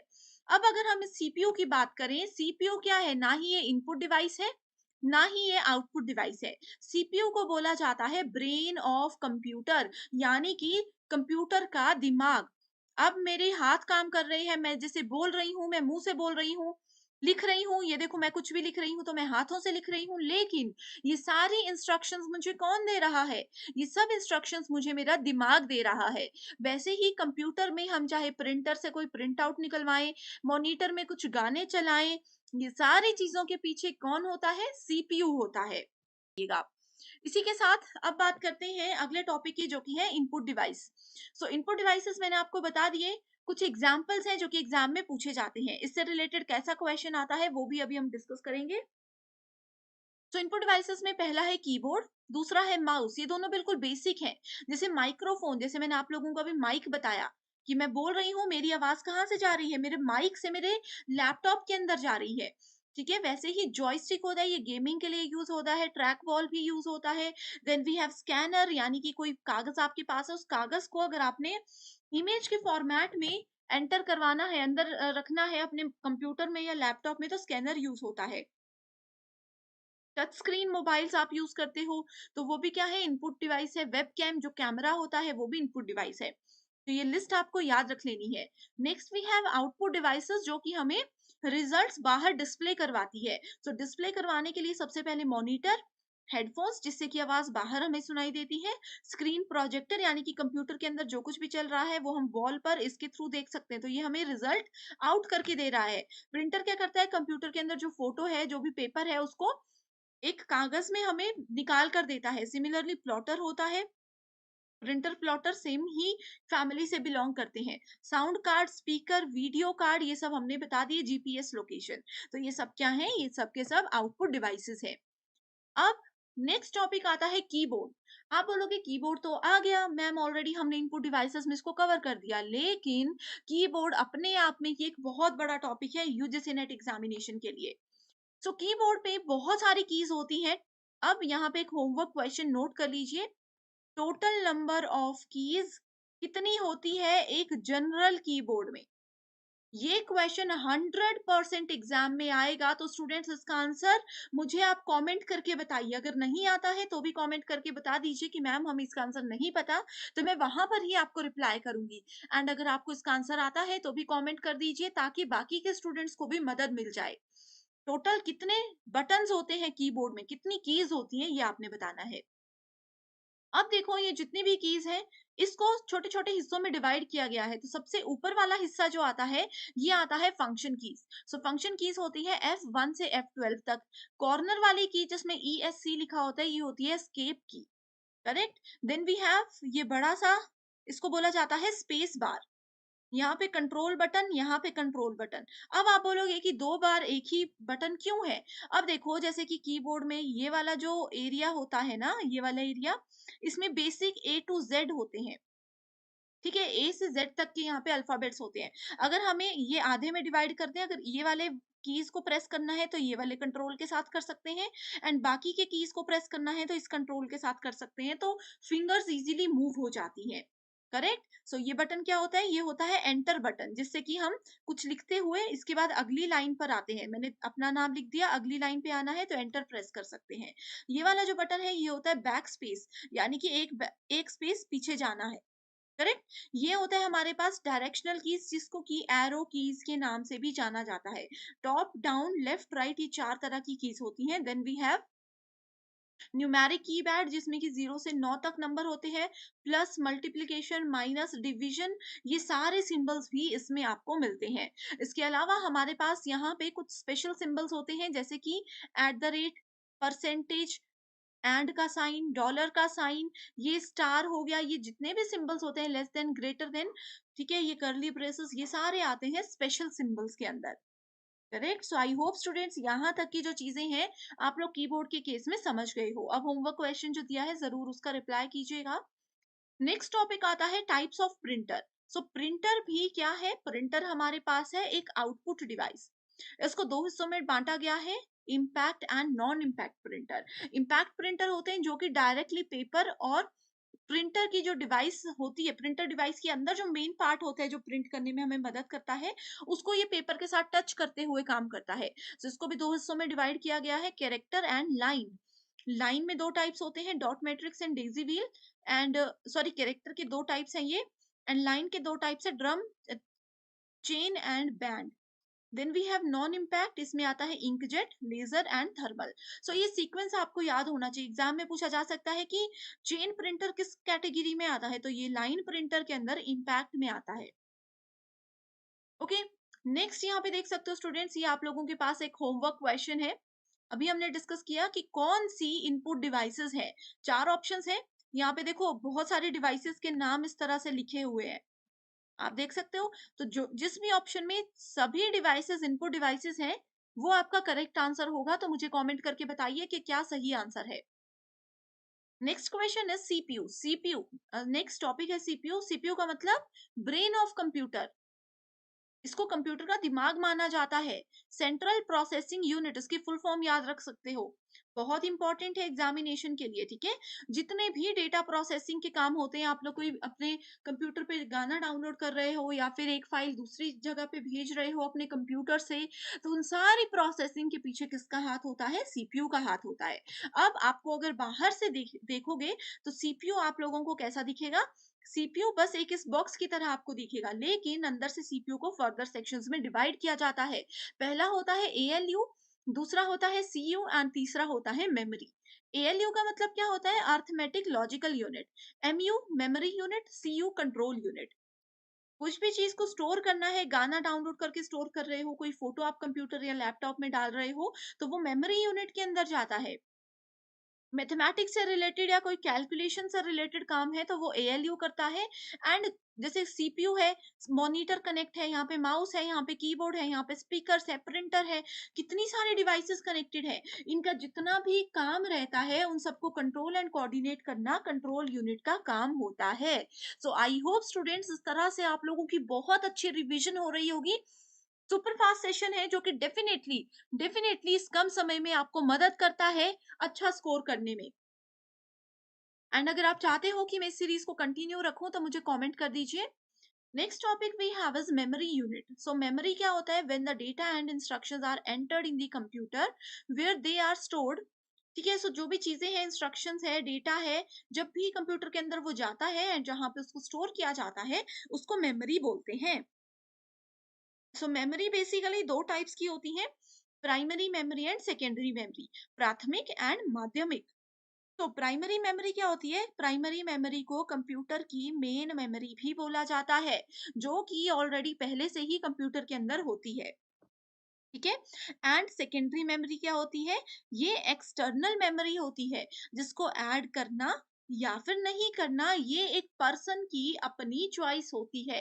अब आप लोग मोबाइल लेते हो, आप लोग मोबाइल लेते समय देखते हो कि मेमोरी पहले से होती है, लेकिन अगर आपको लगता है कि उसकी मेमोरी कम है तो आप लोग एक्सटर्नल मेमोरी कार्ड को यूज कर सकते हो। तो जो पहले से मेमोरी होती है that is called primary, and जो एक्स्ट्रा मेमोरी कार्ड या पेन ड्राइव आप यूज करते हो that is called secondary memory. तो ये ऐड करना या नहीं करना स्टूडेंट पे, यूजर पे होता है पूरी तरह से। मेमोरी को आगे बहुत से हिस्सों में डिवाइड किया गया है, जिसमें कि सबसे पहले आता है रजिस्टर मेमोरी, जिसको कि सीपीयू रजिस्टर भी बोलते हैं। लेवल 0 पे ये आता है। सो सीपीयू रजिस्टर एक स्मॉलेस्ट सेट होता है जिसमें कि डेटा को होल्ड किया जाता है। रजिस्टर्स जो है वो बेसिकली स्टोर होते हैं, किसको यूज होते हैं, किसको स्टोर करने के लिए? इंस्ट्रक्शंस को स्टोर करने के लिए। जो भी डेटा हमने यूज किया है उस डेटा को ये स्टोर नहीं करता, लेकिन उसके एड्रेस को स्टोर करता है। अब बुक में आप लोगों ने इंडेक्स देखा होगा। इंडेक्स में डायरेक्टली चैप्टर या इंट्रोडक्शन तो नहीं होती है। इंडेक्स में सिर्फ क्या होता है, उस चैप्टर का या उस टॉपिक का एड्रेस होता है। वैसे ही रजिस्टर यहाँ पे काम करता है। सेकंड आ गया कैशे मेमोरी, जिसका एक एग्जांपल एस रैम है। एस रैम का मतलब होता है स्टैटिक रैम, आगे हम देखेंगे। ठीक है।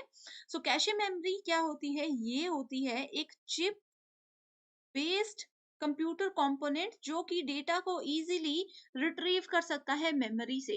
एंड कैशे मेमोरी जल्दी से भर जाती है, अगर आप इसको डिलीट करना चाहो तो इमीडिएटली डिलीट भी कर सकते हो। मेन मेमोरी मैंने आप लोगों को बता दिया।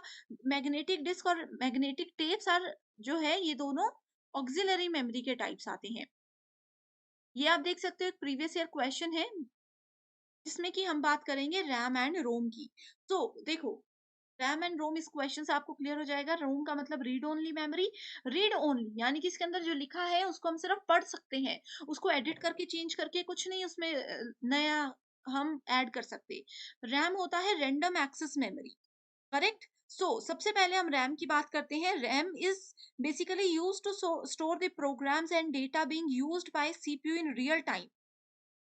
रैम के अंदर जो भी डेटा होता है इसको हम लोग रीड भी कर सकते हैं एंड राइट भी कर सकते हैं। एंड इसके अंदर जो डेटा है उसको हम लोग इरेज भी कर सकते हैं, यानी कि मिटा भी सकते हैं। वो भी बार बार, जितनी बार हमारा मन चाहे, जितनी बार हमें जरूरत हो। सो रैम बेसिकली दो टाइप्स की होती है। एक होती है एस रैम, जो कि मैंने आपको भी बताया। एस का मतलब है स्टैटिक, रैम आपको आगे पता है। दूसरा आता है हमारे पास डी रैम। डी का मतलब क्या होता है? डी का मतलब होता है डायनामिक रैंडम एक्सेस मेमोरी। तो ये दो चीजें इंपॉर्टेंट है। देन वी हैव रोम। रोम क्या होता है? प्री रिकॉर्डेड, इसके अंदर चीजें आ जाती हैं एंड इसमें जो भी कुछ रहेगा उसको हम डिलीट नहीं कर सकते। ठीक है, एक बार जो ऐड कर दिया वो ऐड कर दिया, उसको ना हम डिलीट कर सकते ना ही नया उसमें कुछ ऐड कर सकते हैं। अब इस क्वेश्चन में देखो बताया गया है कौन सी स्टेटमेंट बिल्कुल ट्रू है। तो यहाँ पे स्टेटमेंट क्यू ही सिर्फ ट्रू है, क्योंकि रीड ओनली मेमोरी जो है वो वॉलेटाइल नहीं होता, वो नॉन वॉलेटाइल मेमोरी के अंदर आता है। करेक्ट। यहाँ पे आप देख सकते हो वॉलेटाइल और नॉन वॉलेटाइल की क्या डेफिनेशन है, बहुत इजी टॉपिक है। नेक्स्ट भी है which of the following represents 1 billion character. So correct answer है गीगाबाइट। अब ये गीगाबाइट क्या है? अगर पहली बार कंप्यूटर आईसीटी पढ़ रहे हो तो मैं आप लोगों को बता दूं कि मेमोरी की कुछ बेसिक यूनिट्स होती हैं। ठीक है, जैसे कि आप लोगों को डेली कितना जीबी डेटा मिलता है? 2 जीबी। कई लोगों को 1 जीबी डेटा वाला पैक होगा, कईयों को 1.5 जीबी वाला होगा। तो ये जीबी क्या है? GB is gigabyte. ठीक है, तो ये यूनिट्स होते हैं मेमोरी के। तो इसमें जैसे कि सबसे पहले आता है बाइट्स, फिर किलोबाइट्स, फिर उसके बाद एमबी मेगाबाइट।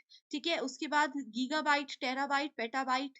इस तरह से आप देख सकते हो, टीबी मतलब टेराबाइट। ठीक है। सो ये byte, kilobyte, megabyte, gigabyte, terabyte, petabyte, exabyte, zettabyte and yottabyte. तो ये आपको सीक्वेंस भी याद रखना बहुत जरूरी है। ठीक है, सो इसी से रिलेटेड ये वाला क्वेश्चन था। अगला टॉपिक आ जाता है सीडी एंड डीवीडी।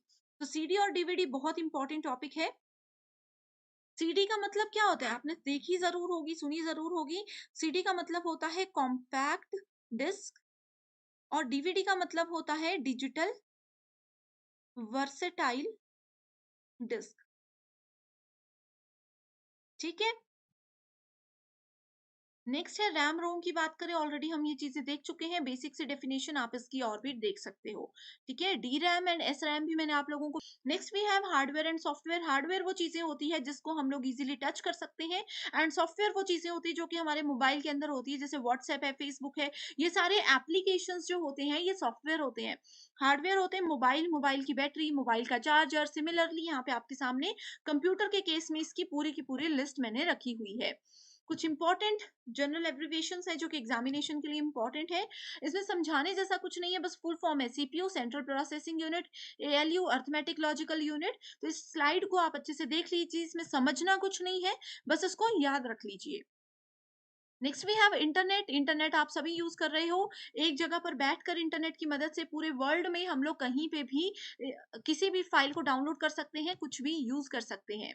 नेक्स्ट आ जाता है हमारे पास कॉमन इंटरनेट टर्म्स, जिसमें कि H T T P, H T T P S. इसमें भी आपको ज्यादा याद रखने की जरूरत नहीं है। हाइपरटेक्स्ट ट्रांसफर प्रोटोकॉल इसकी फुल फॉर्म है। आईपी एड्रेस हर एक कंप्यूटर का यूनिक एड्रेस होता है। ईमेल को हम आगे डिटेल में देखते हैं। सोशल मीडिया जैसे कि फेसबुक, ट्विटर, इंस्टाग्राम, ये सब। ई कॉमर्स जैसे कि अमेजोन वगैरह हम लोग यूज करते हैं। नेक्स्ट है वेबसाइट। वेबसाइट क्या होती है? Website is a collection of different web pages. ठीक है, अब वेबसाइट फेसबुक आपने चलाई है, फेसबुक में क्या है, बहुत सारे छोटे छोटे वेब पेजेस हैं जिनको मिलाकर एक वेबसाइट बनती है। वेब ब्राउजर्स क्या होते हैं, इसके एक एग्जांपल आप देख सकते हो। गूगल क्रोम आपने सुना होगा, जिसकी मदद से हम लोग गूगल पे जाकर के कुछ भी सर्च कर सकते हैं। तो ये सारे इसके एग्जाम्पल है। ठीक है, सो ये प्रीवियस ईयर क्वेश्चन है। यहाँ से आपको एक आइडिया हो जाएगा कि कैसे किस टॉपिक से कैसे क्वेश्चंस आते हैं। Next we have email. Email क्या होता है? प्रोफेशनल एक तरीका है किसी एक जगह से दूसरी जगह पे मेल करना, किसी एक जगह से दूसरी जगह पे फाइल्स को ट्रांसफर करना। ठीक है, सो ईमेल के डिफरेंट टाइप्स होते हैं। टू में आता है उस पर्सन का ईमेल आईडी जिसको हमने मेल भेजना है। सब्जेक्ट में आता है कि क्या हमारा मेल भेजने का टॉपिक है। किसी को फाइल भेजनी है, यहाँ पे क्लिक करके फाइल को सिलेक्ट कर लीजिए, जैसे व्हाट्सएप पे किसी को फोटो भेजते हैं, एंड आप इजीली यहाँ पे सेंड का बटन प्रेस कर सकते हो। देन ईमेल आईडी से रिलेटेड एक बेसिक टर्म है जिसका नाम है बीसीसी। बीसीसी का मतलब होता है blind carbon copy. Similarly CC भी पूछा जा सकता है जिसका मतलब होता है कार्बन कॉपी। ठीक है, सो यहाँ पे आप देख सकते हो, ये भी एक प्रीवियस ईयर क्वेश्चन है बीसीसी और सीसी से रिलेटेड। नेक्स्ट आता है लैन मैन वैन। लैन का full form local area network. इसको मैं एक एग्जांपल की मदद से ही आपको बता देना चाहती हूँ। तो लोकल एरिया नेटवर्क, वैन wide area network, metropolitan area network यानी कि मैन। सो ये क्वेश्चन है, अगर एक ही बिल्डिंग में छोटे लेवल पे काम करना है, सबसे छोटा होता है लैन, उससे बड़ा होता है मैन, और सबसे बड़ा होता है वैन। वैन का एक एग्जांपल है इंटरनेट, जो कि पूरे वर्ल्ड को हमें कनेक्ट करने में मदद करता है। लास्ट टॉपिक है वायरस। वायरस क्या होता है? वायरस आपको पता है, हमारे कंप्यूटर में कोई ऐसी फाइल आ जाती है जिसकी वजह से हमारे कंप्यूटर को नुकसान पहुंच सकता है, तो वो होता है वायरस, एंड इसको बचाने के लिए हम लोग अपने कंप्यूटर में या मोबाइल में एंटीवायरस का यूज कर सकते हैं। स्टूडेंट्स, आई होप आपको ये पता होगा कि वायरस की फुल फॉर्म क्या होती है। जैसे कि सीपीयू एक टर्म है जिसकी फुल फॉर्म है, वैसे वायरस की भी फुल फॉर्म होती है जो कि एग्जाम में पूछी जाती है, यूजीसी नेट एग्जाम में, और सेट एग्जाम में भी इसको पूछा जाता है। तो आप लोग इसके लिए इसकी फुल फॉर्म मुझे कमेंट करके बताइए, ठीक है। तो वायरस क्या करता है, हमारे मोबाइल में, हमारे कंप्यूटर में आ जाता है, एंड अगर उसी कंप्यूटर या मोबाइल से हम किसी को कोई फोटो भेजते हैं या फिर कोई फाइल भेजते हैं, कोई गाना भेजते हैं, तो उसी के साथ वो बाहर चला जाता है। वायरस हमारे सिस्टम में है, इसकी पहचान कैसे होती है कि हमारा सिस्टम स्लो हो जाता है, बहुत हैंग होता है, जो काम हम करवाना चाहते हैं उसके अलावा वो कुछ और ही काम करता रहता है। इसका मतलब होता है कि हमारे कंप्यूटर या मोबाइल में वायरस है। अगर आपको भी ऐसा लगता है कि आपके सिस्टम में वायरस है, तो आप मुझे कमेंट करके बता सकते हो। इसमें हम और भी ज़्यादा डिस्कशन कर सकते हैं। इस टॉपिक पर एक सेपरेट सेशन मैं आपके लिए लेने वाली हूँ, क्योंकि ये टॉपिक बहुत ज़्यादा इंपॉर्टेंट है। एंड इसी से रिलेटेड एक क्वेश्चन है जो कि एक्सपेक्टेड क्वेश्चंस है। Which of these was the first computer virus? So पहला कंप्यूटर वायरस कौन सा है इन चारों में से? इसका नाम आप मुझे, सस्टेनेबल डेवलपमेंट गोल्स, जिसको कि एसडीजी के नाम से जाना जाता है। हिंदी मीडियम स्टूडेंट्स यहाँ पे हिंदी में ये सारे नाम देख सकते हैं। सो एग्जाम में सबसे पहले पूछा जाता है कि कितने गोल्स होते हैं। सो एसडीजी के अंदर टोटल 17 गोल्स होते हैं। दूसरा इंपॉर्टेंट पॉइंट इससे रिलेटेड ये है कि एग्जाम में पूछा जाएगा कि एसडीजी के 17 गोल में से सेकंड नंबर पर कौन सा गोल आता है, तो वो आता है गोल नंबर 2 यानी कि जीरो हंगर। तो इन सभी का एक तो आप लोगों को सीक्वेंस भी याद रखना है, कौन से नंबर पर कौन सा गोल आता है ये जानना बहुत इंपॉर्टेंट है। तो हिंदी एंड इंग्लिश दोनों ही मीडियम के स्टूडेंट्स ये देख सकते हो। नेक्स्ट टॉपिक आ जाता है हमारे पास एमडीजी। एमडीजी का मतलब होता है मिलेनियम डेवलपमेंट गोल्स। सो इसमें सिर्फ 8 ही गोल्स हमारे पास होते हैं। अब देखो स्टूडेंट्स, एसडीजी और एमडीजी में आप लोग बहुत से बच्चे कंफ्यूज होते हैं, लेकिन मैं आपको बता दूं, जैसे अगर हम एसडीजी की बात करें, इसमें पहला है नो पॉवर्टी यानी कि गरीबी हमें हटानी है। दूसरा है जीरो हंगर यानी कि जो भूखमरी है, ठीक है, शून्य भूखमरी हमें करनी है। तो एमडीजी में क्या होता है, एमडीजी में पॉवर्टी और हंगर यानी कि एसडीजी के गोल नंबर 1 और 2 को मिला करके एक ही गोल बना दिया गया है। आप देख सकते हो इसमें एक्सट्रीम पॉवर्टी यानी कि अत्यधिक गरीबी और भूखमरी को हमें कम करना है। ठीक है। सो इस तरह से एसडीजी और एमडीजी काम करते हैं, इसमें टोटल 8 गोल्स हैं। अब यहाँ पे दूसरा इंपॉर्टेंट कॉन्सेप्ट क्या है कि एसडीजी और एमडीजी में कॉमन चीजें कौन कौन सी है, यानी कि दोनों में क्या समानताएं हैं, ये भी एग्जामिनेशन पॉइंट ऑफ व्यू से बहुत इंपॉर्टेंट है। जैसे कि एक तो पहला वाला ही कॉन्सेप्ट मैंने इंपॉर्टेंट बता दिया कि पॉवर्टी और हंगर, उसमें भी था इसमें भी है।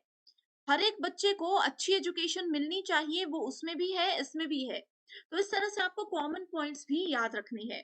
Promote gender equality and empower women यानी कि महिला पुरुष को समान अधिकार दिए जाने चाहिए, एंड वुमेन्स को, महिलाओं को अत्यधिक आगे बढ़ाना चाहिए हर काम को लेकर के। तो ये भी कॉन्सेप्ट दोनों में ही है। तो इस तरह के इंपॉर्टेंट पॉइंट्स आपको, यानी कि पृथ्वी के 4 गोले कौन-कौन से होते हैं। गोले का मतलब यहाँ पे ये है कि किस-किस लेयर पे पृथ्वी, किस-किस लेयर को मिलाकर के पृथ्वी बनी है, या फिर हम बोल सकते हैं पृथ्वी में कौन-कौन सी लेयर्स होती हैं। तो सबसे पहली लेयर कौन सी आ जाती है, इसमें आ जाती है लिथोस्फीयर। ठीक है। लिथोस्फीयर की बात करें, इसको जियोस्फीयर भी बोला जाता है। ये है सॉइल से रिलेटेड, यानी कि जो हमारी मिट्टी होती है उससे रिलेटेड होती है। तो इसमें छोटे छोटे मिट्टी के पार्टिकल्स, जो भी हमारी धरती होती है, वो सब चीजें आ जाती हैं। उसके बाद आता है हाइड्रोस्फीयर, यानी कि पानी से रिलेटेड। हाइड्रो का मतलब होता है हम पानी के बारे में बात कर रहे हैं, ठीक है। हाइड्रोस्फीयर में पानी के साथ साथ जो पानी लिक्विड फॉर्म में होता है, सॉलिड फॉर्म में होता है, जैसे बर्फ होती है, वो सब चीजें आ जाती है। Then we have atmosphere. Atmosphere होता है एयर से रिलेटेड। एयर में, अर्थ में कितनी सारी तरीके की एयर्स हैं, हवा है, हवा में कितने सारे पार्टिकल्स हैं, वो सब एटमॉस्फेयर में आता है। देन वी हैव बायोस्फीयर, जो कि प्लैनेट में जितने भी लिविंग थिंग्स हैं, जैसे कि बर्ड्स वगैरह आ जाते हैं, वो सब बर्ड्स, प्लांट्स, एनिमल्स, वो सब बायोस्फीयर के अंदर आते हैं। करेक्ट। सो नेक्स्ट टॉपिक है हमारे पास pollution and its types. So pollution क्या होता है, प्रदूषक, प्रदूषण। सो प्रदूषण क्या होता है, एनवायरमेंट में, यानी कि हमारे वातावरण में, हमारे पर्यावरण में छोटे छोटे से मटेरियल्स घूम रहे होते हैं हवा के बीच में, जिससे कि हमें नुकसान पहुंच सकता है। पॉल्यूशन किसी इंसान के अंदर हवा के साथ भी जा सकता है या किसी भी और तरीके से जा सकता है। ठीक है। सो पॉल्यूशन डिफरेंट टाइप का होता है, जैसे कि water pollution, air pollution, land pollution भी हमारे पास होता है। पॉल्यूशन की बात करते हैं। सो एयर पॉल्यूशन में क्या होता है, हवा में जो छोटे छोटे पार्टिकल्स आ जाते हैं, जिसकी वजह से अ, हमारे वातावरण को, इंसानों को, जानवरों को, पेड़ पौधों को नुकसान पहुंच सकता है, वो होता है एयर पॉल्यूशन। करेक्ट। सो एयर पॉल्यूशन के कुछ सोर्सेज होते हैं, जैसे कि ऑटोमोबाइल्स, जो भी गाड़ियां होती हैं उसकी वजह से एयर पॉल्यूशन हो सकता है। हीटिंग प्लांट्स, ठीक है, हीटिंग प्लांट्स हो सकते हैं। उसके बाद इंडस्ट्रीज जो होती हैं, बड़ी बड़ी फैक्ट्रीज होती हैं, वहां से धुआं निकलता है, उसकी वजह से एयर पॉल्यूशन होता है। उसके बाद आ जाता है इलेक्ट्रिकल पावर प्लांट्स। ठीक है, यानी कि जितने भी इंडस्ट्रीज का एरिया ही हम इसको ओवरऑल बोल सकते हैं, इन सभी की वजह से एयर पॉल्यूशन हो सकता है। अब एयर पॉल्यूशन तो होता है, लेकिन उसमें कौन कौन सी गैसेस होती हैं, एयर पॉल्यूटेंट्स क्या क्या होते हैं। पॉल्यूटेंट्स मैंने क्या बताया, प्रदूषक जो होते हैं। तो कौन कौन से प्रदूषक हो सकते हैं एयर में, पहला है सीओ यानी कि कार्बन मोनोऑक्साइड। दूसरा आ जाता है लेड, ठीक है। तीसरा आ जाता है नाइट्रोजन डाइऑक्साइड, जिसको NO2 के नाम से जाना जाता है। नेक्स्ट आ जाता है पीएम यानी कि पार्टिकुलेट मैटर, एंड उसके बाद आ जाता है SO2 यानी कि सल्फर डाइऑक्साइड। तो ये सारे हैं जिसकी वजह से एयर पॉल्यूशन हो सकता है। उसके बाद सेकंड जो पॉल्यूशन है हमारे पास, वो होता है वाटर पॉल्यूशन। तो water pollution is the contamination of pollution in water bodies, जैसे कि लेक्स होती है, रिवर होती है, समुद्र होते हैं। पानी जो जमीन के अंदर होता है, अगर उसमें कुछ मिलावट वाले पार्टिकल्स आ जाते हैं तो वो वाटर पॉल्यूशन होता है। सो वाटर पॉल्यूशन दो तरीके से हो सकता है, एक हो सकता है नेचुरल तरीके से, जैसे कि वोल्केनिक वोल्केनिक इरप्शन हो जाते हैं, लैंडस्लाइड होता है, यानी कि पहाड़ जब धँस जाते हैं, वो मिट्टी सारी पानी में मिल जाती है, तो उसकी वजह से पानी धुंधला हो जाता है। एंड दूसरा हो सकता है एंथ्रोपोजेनिक सोर्सेज़। एंथ्रोपोजेनिक सोर्सेज, ये दोनों चीजें हिंदी मीडियम स्टूडेंट्स के लिए भी सेम रहेंगी। सो एंथ्रोपोजेनिक सोर्सेज होते हैं जैसे कि एग्रीकल्चर में पानी जो यूज होता है उसको हम नदियों में, नालों में फेंक देते हैं, या फिर बड़ी बड़ी इंडस्ट्रीज में जो गंदा पानी होता है उसको हम लोग नदी नालों में मिला देते हैं, तो वो सब चीजें क्या आती हैं, वाटर पॉल्यूशन के अंदर आती हैं। तो वाटर पॉल्यूशन एग्रीकल्चर की वजह से, इंडस्ट्री की वजह से, जो भी नेचुरल पॉल्यूटेंट्स हो सकते हैं उनकी वजह से, लैंडस्लाइड वगैरह, इन सब चीजों की वजह से हो सकता है। Okay, then we have third type, that is land pollution. So land pollution क्या करता है? Land pollution is the destruction of Earth's land surfaces directly और indirectly as a result of man's activity. So इंसान की वजह से, किसी भी इंसान की किसी एक्टिविटी की वजह से, या फिर किसी भी और वजह से, जब हमारे लैंड में यानी कि हमारी भूमि में प्रदूषण फैल जाता है तो उसको लैंड पोल्यूशन बोला जाता है। ठीक है, सो इसका सबसे पहला बड़ा रीजन है एग्रीकल्चर। ठीक है, एग्रीकल्चर क्या होता है कि खेती बाड़ी करते समय कोई गलत स्प्रे हमने कर दी, कोई गलत कीटनाशक हमने डाल दिया, जिसकी वजह से हमारी भूमि में भूमि उसको नहीं संभाल पाई, एंड वो पूरा का पूरा पॉल्यूशन हो जाता है उस मिट्टी में, वो मिट्टी खराब हो जाती है, वो अनउपजाऊ हो सकती है। उसके बाद इसमें आ जाता है एशेस। ठीक है, कुछ चीज हम जला रहे हैं, जैसे कि अगर प्लास्टिक हम जलाते हैं, उस वक्त हमें लगेगा कि प्लास्टिक वो बिल्कुल इकट्ठा होकर के छोटा सा एक पार्टिकल बन गया, लेकिन वो पार्टिकल जब जमीन के अंदर जाता है तो वो पूरी जमीन को खराब कर देता है। तो इस तरह से हो सकता है land pollution. Next noise pollution भी हो सकता है, जिसको कि ध्वनि प्रदूषण के नाम से जाना जाता है। ध्वनि प्रदूषण हो सकता है जैसे कि घर में कोई बहुत जोर से टीवी लगा रहे हैं, फूड मिक्सर है, पार्टीज होती है, डीजेस होते हैं, तो ये सब क्या होते हैं, ये सारी की सारी चीजें आ जाती हैं। आपकी पिक है जिसका नाम है इंपॉर्टेंट एग्रीमेंट्स। ठीक है, सो इंपॉर्टेंट एग्रीमेंट्स में सबसे पहला एग्रीमेंट आता है पेरिस एग्रीमेंट, जिसको कॉप 21 के नाम से भी जाना जाता है। So, Paris Agreement was adopted by 196 countries at UNFCCC Conference of the Parties 21, जो कि पेरिस में हुआ था। सो 12 दिसंबर 2015 को पेरिस में ये एग्रीमेंट हुआ था, इसीलिए इसका नाम पेरिस एग्रीमेंट है। एंड ये कॉन्फ्रेंस ऑफ पार्टीज जो है उसके 21st नंबर पर आता है, इसलिए इसको कॉप 21 बोला जाता है। पेरिस एग्रीमेंट का मेजर फोकस किस पे था? ग्रीन हाउस गैस की एमिशन पर था। एग्जाम में ये जरूर आता है, एग्जाम में बस यही पूछेगा कि पेरिस एग्रीमेंट कब हुआ था एंड मेजर पॉइंट इसका क्या था, तो वो ये था कि इसमें ग्रीन हाउस गैसेस की एमिशन को, यानी कि इसकी कम से कम यूज को हमें यहाँ पे लोगों तक पहुंचाना है। नेक्स्ट आ जाता है मॉन्ट्रियल प्रोटोकॉल। सो इसमें क्या है, इसमें बेसिकली ओजोन लेयर के साथ हम काम करते हैं, ओजोन डिप्लीशन जो हो रही है उससे रिलेटेड यहाँ पे काम किया जाता है। तो मॉन्ट्रियल प्रोटोकॉल को साइन कब किया गया था? 1987 में इसको साइन किया गया था, एंड 1989 में इसको अच्छे से काम पे लाया गया था। ठीक है, सो ओजोन लेयर की बात हो रही है, that means we are talking about ozone. Montreal protocol की बात हो रही है, that means we are talking about ozone depletion. Next आ जाता है हमारे पास Kyoto protocol. So Kyoto protocol 1992 United Nation framework convention on climate change, जिसको कि अभी हमने यूएनएफसीसीसी फर्स्ट उसमें पढ़ा था, ये इसकी फुल फॉर्म है, याद रख लीजिएगा। ठीक है, सो क्योटो प्रोटोकॉल को क्या बोला जाता है? क्योटो प्रोटोकॉल को जापान कॉप भी बोला जाता है, क्योंकि जापान में एक सिटी का नाम है क्योटो, जहां पे ये हुआ था। ये कब हुआ था? ये 11 दिसंबर 1997 को अडॉप्ट कर दिया गया था। एंड इसमें टोटल 39 इंडस्ट्रियलाइज कंट्री हैं, यानी कि जो जो कंट्रीज में बहुत ज्यादा इंडस्ट्रीज हैं, वो सारी कंट्रीज ने इसमें पार्टिसिपेट किया था। And under this, a country can finance carbon dioxide saving measures in another country and thus offset its own emission। ठीक है, सो कार्बन डाइऑक्साइड, ज्यादा कुछ याद मत रखिए, ग्लोबल वार्मिंग एंड CO2 यानी कि कार्बन डाइऑक्साइड की जहां पे बात हो रही है, वहां पे हम क्योटो प्रोटोकॉल की बात कर रहे हैं, बस आपको ये याद रखना है। नेक्स्ट है रियो समिट। रियो समिट में इसको हम रियो अर्थ समिट, एजेंडा 21, रियो डिक्लेरेशन, या फिर सिंपली अर्थ समिट के नाम से भी जानते हैं। इसको 3 से लेकर के 14 जून 1992 के बीच में इसका हुआ था काम। ओके, नेक्स्ट आ जाता है international solar alliance. International solar alliance जो है, इसको कब लाया गया था फोर्स में? ये आप लोगों के लिए एक होमवर्क क्वेश्चन है कि इसको कब फोर्स में लाया गया था। ये action oriented member driven collaborative platform है for increase deployment of solar energy. इसमें यही बोला गया है कि ज्यादा से ज्यादा हम लोग सोलर एनर्जी पे काम करें, ताकि क्या हो सकता है, क्योंकि ये फ्री एनर्जी है एंड 100% हम लोगों को प्योर एनर्जी मिल रही है।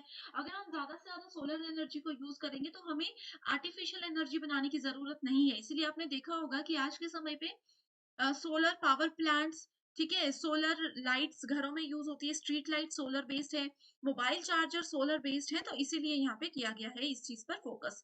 अभी देखो स्टूडेंट्स, 26 जनवरी 2023, अगर आप लोगों ने जो दिल्ली में परेड होती है वो परेड देखी होगी, तो इंटरनेशनल सोलर अलायंस की ओर से भी वहां पे एक झांकी निकाली गई थी एंड उसमें उन्होंने ये साफ साफ बताया था कि इंडिया में एक कौन सा वो ऐसा स्टेट है जो कि 100% सोलर पावर का अब यूज कर रहा है। ये अगर आप लोगों ने नहीं सुना था तो आप इसको जल्दी से गूगल पे सर्च करके मुझे कमेंट करके बता सकते हो, एंड अगर आपको इसका आंसर नहीं पता तो भी आप मुझे कमेंट करके बताइए, मैं आपको वहां पर ही रिप्लाई कर दूंगी। ये होमवर्क क्वेश्चन मैं आपको इसलिए दे रही हूँ स्टूडेंट्स, क्योंकि देखो इसमें क्या है, इसमें as it is question exam में आएगा कि इंडिया का कौन सा स्टेट 100% अभी सोलर एनर्जी का यूज कर रहा है। नेक्स्ट अगर हम लोग बात करें ग्लोबल वार्मिंग की, सो ग्लोबल वार्मिंग पर जाने से पहले स्टूडेंट्स एक चीज और मैं आप लोगों को बता देना चाहती हूँ कि क्लोरोफ्लोरोकार्बन्स क्या होते हैं। ठीक है, एग्जामिनेशन पॉइंट ऑफ व्यू से इंपॉर्टेंट है। सो इसको सीएफसी बोला जाता है, क्लोरोफ्लोरोकार्बन्स।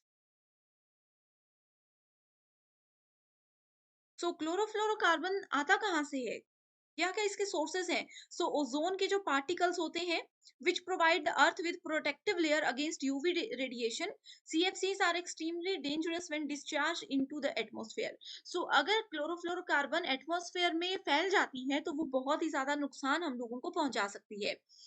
बहुत सारी कंट्रीज ऐसी हैं जिन्होंने 1995 में ये एक डिसीजन लिया था कि अब वो क्लोरोफ्लोरोकार्बन को बनाना जो है बंद कर देगी, उसका यूज करना भी बंद कर देगी।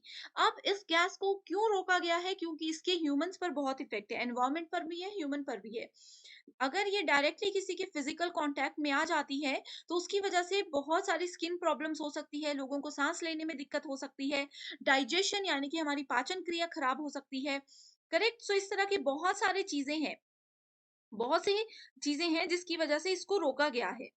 इससे सांस लेने में प्रॉब्लम होगी, हार्ट की प्रॉब्लम हो सकती है, किडनी लीवर ये सब डैमेज हो सकते हैं क्लोरोफ्लोरोकार्बन की वजह से। दूसरा इंपॉर्टेंट यहाँ पे टॉपिक हम देखने वाले हैं ग्रीन हाउस गैसेस। अभी हम लोगों ने ये पढ़ा कि प्रोटोकॉल इसके लिए स्पेशली बनाया गया है। सो ग्रीन हाउस गैसेस क्या करती है, gas it is a gas that absorbs and emits infrared radiation. Infrared radiations के बारे में आपने सुना होगा, उसको ये क्या कर देती है, एब्जॉर्ब कर लेती है। In simple terms we can say that greenhouse gases trap heat in earth's atmosphere, जिसको कि हम जीएचजी के नाम से भी जानते हैं। इसकी वजह से क्या हो रहा है, बहुत सारी गर्मी फैल रही है पूरे देश में, पूरी कंट्री में या फिर पूरे वर्ल्ड में हम बोल सकते हैं। सो ग्रीन हाउस गैसेस में सबसे पहले आ जाता है वाटर वेपर्स, पानी के बुलबुले, इसको इस तरह से लिख सकते हो वाटर वेपर्स।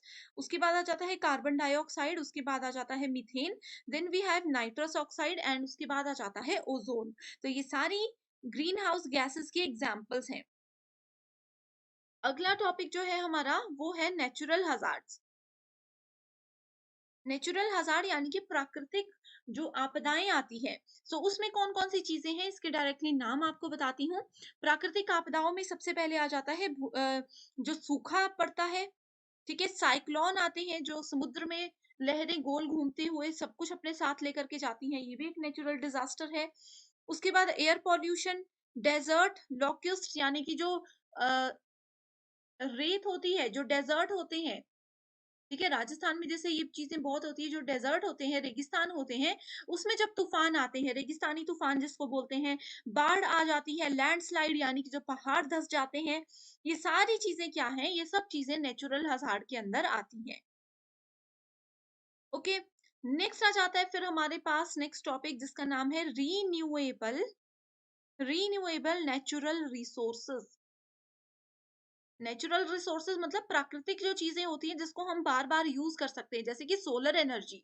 सोलर एनर्जी क्या है? नेचुरल रिसोर्स है, उसको हम यूज कर सकते हैं। जैसे हम मोबाइल चार्जिंग के लिए इलेक्ट्रिसिटी उससे यूज हो रही है, गाड़ियां सोलर एनर्जी से चल रही हैं, ये सब रीन्यूएबल एनर्जी है।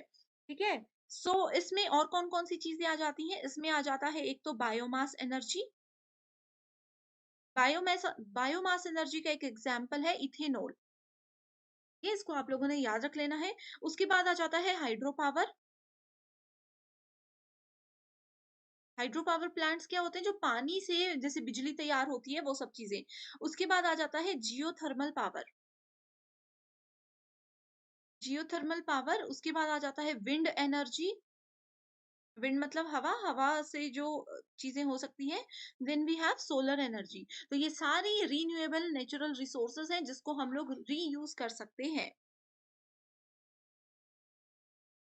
ओके। सो नेक्स्ट आ जाता है पॉइंट जो कि है क्लाइमेट चेंज। क्लाइमेट चेंज का मतलब क्या होता है? क्लाइमेट चेंज का मतलब होता है पर्यावरण में जो परिवर्तन हो रहे हैं। ठीक है। सो पर्यावरण में सबसे ज्यादा परिवर्तन आपने ये देखा होगा जिसका नाम है ग्लोबल वार्मिंग।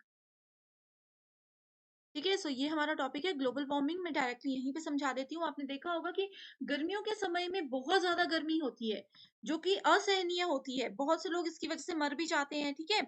सो क्लाइमेट चेंज का सबसे बड़ा कारण है ग्लोबल वार्मिंग। जो ग्लोबल टेम्परेचर, पूरे विश्व का तापमान बढ़ रहा है, ग्लेशियर्स पिघल रहे हैं।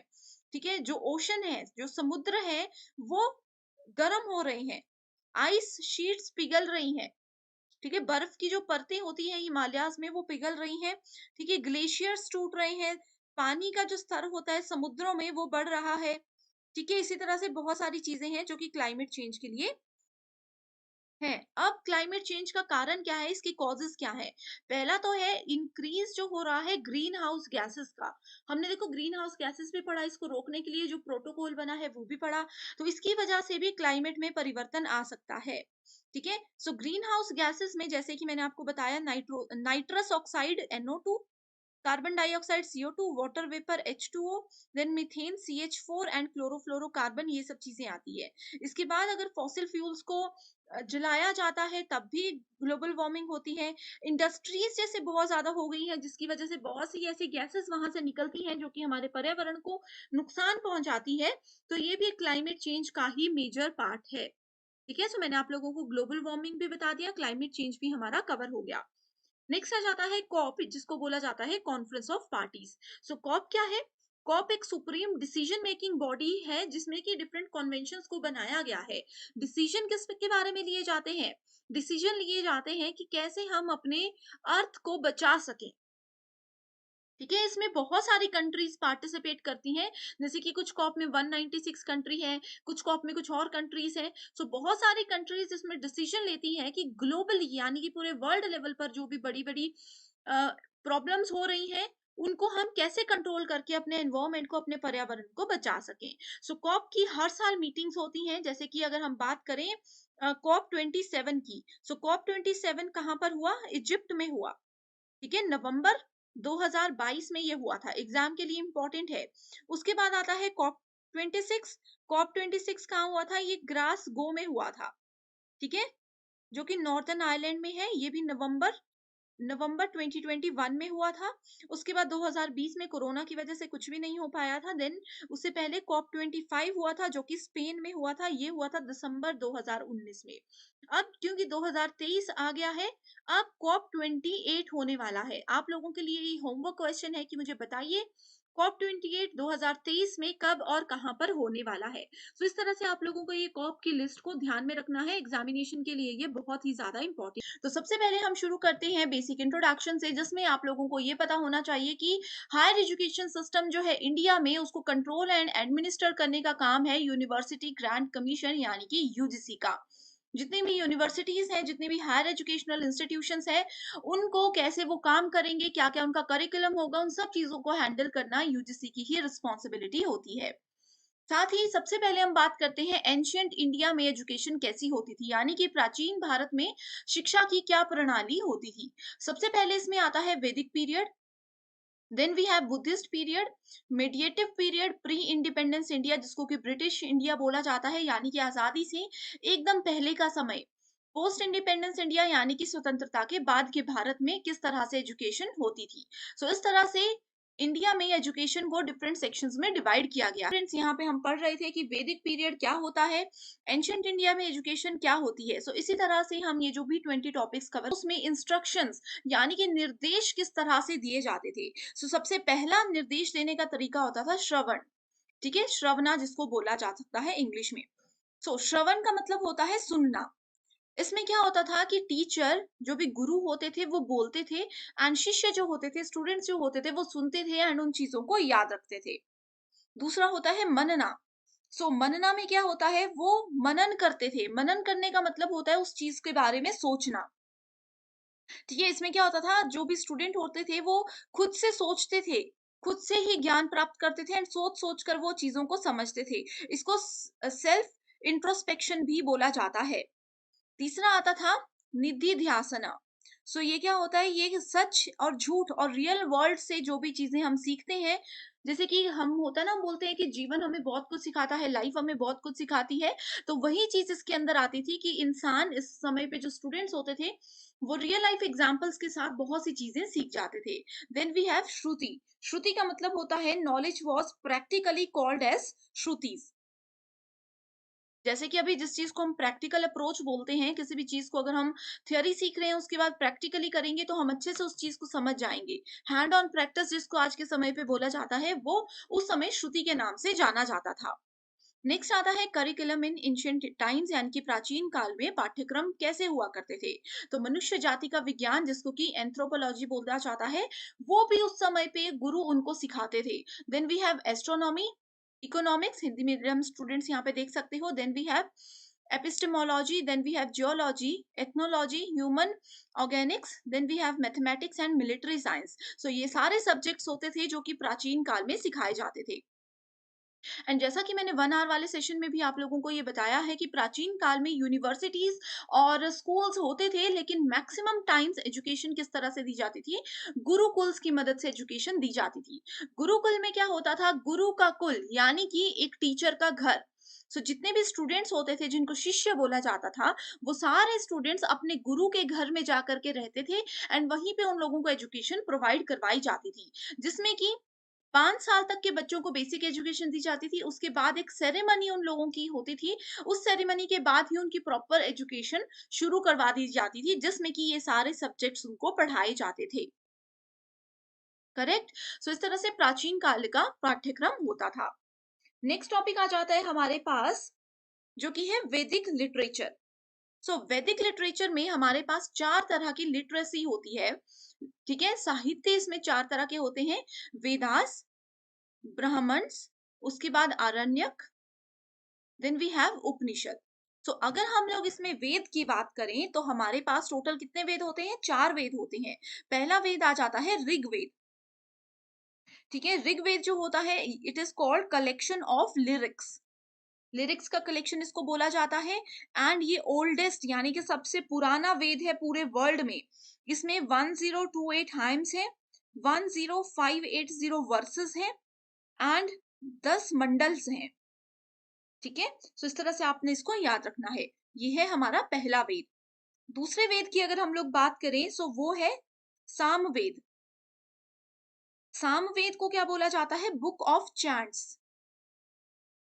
बुक ऑफ चैंट्स का मतलब है कि जितने भी हमारे मंत्र हैं, जैसे कि गायत्री मंत्र है या कोई भी महामृत्युंजय का मंत्र आप बोल सकते हैं, कोई भी मंत्र है, वो सारे के सारे सामवेद के अंदर लिखे गए हैं।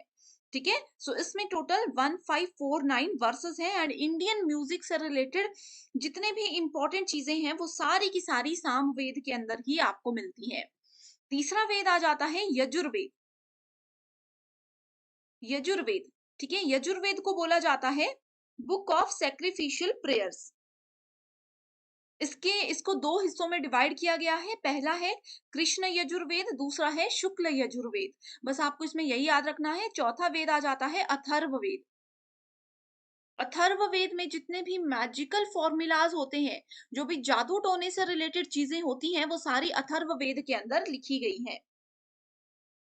जैसे कि आपने सुना होगा किसी बीमारी को मंत्रों के द्वारा सही किया जाता है, वो सारे मंत्र कहाँ हैं? वो सारे मंत्र अथर्ववेद के अंदर लिखे गए हैं। करेक्ट? दूसरा पॉइंट आ जाता है यहाँ पे ब्राह्मणास। सो ब्राह्मणास क्या है? ब्राह्मण क्या करते हैं? वेदों को एक्सप्लेन करने में हमें मदद करते हैं। वेद को एक्सप्लेन करके हमें हम लोगों तक वो पहुँचाने में एक उनका एक रोल होता है। ठीक है? उसके बाद आ जाता है आरण्यक। आरण्यक्स क्या होते हैं? आरण्यक का मतलब होता है फॉरेस्ट, यानी कि वन, जंगल, ठीक है? So they are concluding portion of Brahmanas. So Brahmanas का ही एक पोर्शन होता है आरण्यक। उसके बाद आ जाते हैं उपनिषद। फिलोसफिकल होते हैं उपनिषद, जिसको कि वेदांता के नाम से भी जाना जाता है। एंड कितने वेदांत होते हैं? 108 वेदांत होते हैं। एग्जामिनेशन पॉइंट ऑफ व्यू से ये बहुत ही ज्यादा इंपॉर्टेंट है।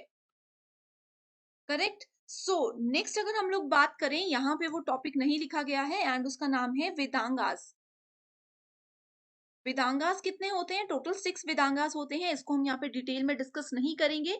इसके लिए स्टूडेंट्स एक सेपरेट वीडियो मैंने बनाई हुई है, जिसका लिंक आपको डिस्क्रिप्शन बॉक्स में मिल जाएगा।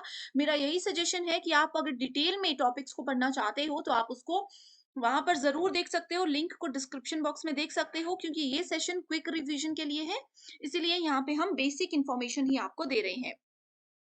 नेक्स्ट आ जाता है Buddhist universities. So Buddhist universities में आती है नालंदा, उदंतपुरी, विक्रमशिला, सोमपुरी, जगदा और वल्लभी। इसके प्लेसेस भी देख सकते हो। एंड फाउंडर्स आर नॉट इतने ज्यादा इंपॉर्टेंट, लेकिन प्लेस आपको पता होना चाहिए। इन सभी यूनिवर्सिटीज को वन बाय वन अब हम लोग आगे जाकर के डिस्कस करने वाले हैं। ठीक है? सो सबसे पहली यूनिवर्सिटी आ गई है हमारे पास, तक्षशिला यूनिवर्सिटी। ठीक है? सो तक्षशिला यूनिवर्सिटी वर्ल्ड की सबसे पुरानी यूनिवर्सिटी है। इसकी स्पेलिंग ये भी हो सकती है। Correct? So one of the री ओन्ड एंशियंट यूनिवर्सिटी, जो कि तक्षशिला नाम की जगह पर थी, इसीलिए इसको तक्षशिला यूनिवर्सिटी बोला गया था। सो बुद्धिस्ट लिटरेचर में इसके बारे में जो है लिखा गया था। एंड तक्षशिला यूनिवर्सिटी में जितनी भी इंफॉर्मेशन थी वो वाल्मीकि रामायणा ने दी थी। And particularly this university is known for what? Ancient scriptures, law, medicine, astronomy, military science and और भी ज्यादा आर्ट्स के 18 सब्जेक्ट्स इसके अंदर काउंट किए गए थे। एंड अगर हम बात करें, सो बहुत से कंट्रीज जैसे कि चाइना है, ग्रीस है, इस तरह की बहुत सी कंट्रीज के 10,000 से भी ज्यादा लोग हर साल यहाँ पे एडमिशन लेते थे। Next university we have Mithila university. So Mithila क्या है? ज्योग्राफिकल एंड कल्चरल रीजन है, Indian subcontinent, bounded by Mahananda river in the east of Ganga. And इसमें लिटरेचर, फाइन आर्ट्स, साइंस, ये सब चीजें सिखाई जाती थी। एंड सबसे इंपॉर्टेंट, सबसे मेजर फोकस मिथिला यूनिवर्सिटी में किस चीज पे लिया जाता था? वेद और न्याय शास्त्र इसमें पढ़ाया जाता था। ये इसके मेजर फोकस वाले सब्जेक्ट्स थे जो कि एग्जाम में पूछे जाते हैं। Next we have Telhara university. Telhara जो है एक विलेज का नाम है, नालंदा डिस्ट्रिक्ट, बिहार के अंदर। So Buddhist monastery ancient India के साइट पर ही जो है ये है। एंड नालंदा यूनिवर्सिटी इसी के पास में है। Telhara university was older than Nalanda and Vikramashila. So इन दोनों यूनिवर्सिटी से भी पुरानी है तेल्हारा यूनिवर्सिटी। सो इस तरह से, वैसे तो ये यूनिवर्सिटी इतनी इंपॉर्टेंट नहीं है, क्योंकि इसको नालंदा और विक्रमशिला से यहाँ पर रिलेट किया गया है, तो ये एक स्टेटमेंट एग्जाम में पूछी जा सकती है। Then we have Sharadapeeth temple university. So it is a cultural site and ancient temple located in Pakistan occupied Kashmir region. इसमें सिंपल सी बात करें, सो पालिनी के अंदर जो भी टेक्स्ट लिखा गया है, ग्रामरियंस जो भी होते हैं, वो सारे यहाँ पर स्टोर किए गए हैं। ठीक है? एंशियंट स्कॉलर्स जो है यूनिवर्सिटी के, जैसे कि कल्हाना है, ये जितने बड़े बड़े साइंटिस्ट हैं या बड़े बड़े स्कॉलर्स हैं जो कि बेसिकली हिस्ट्री पे फोकस करते हैं, जिन्होंने हिस्टोरिकल प्लेसेस पर रिसर्च की थी, वो सारे यहीं से पास आउट हुए थे, हम ये बोल सकते हैं। Correct? Next is Nalanda university. So Nalanda university Tibet, China, Greece, यहाँ सभी जगह के स्टूडेंट्स भी इधर पढ़ने आते थे।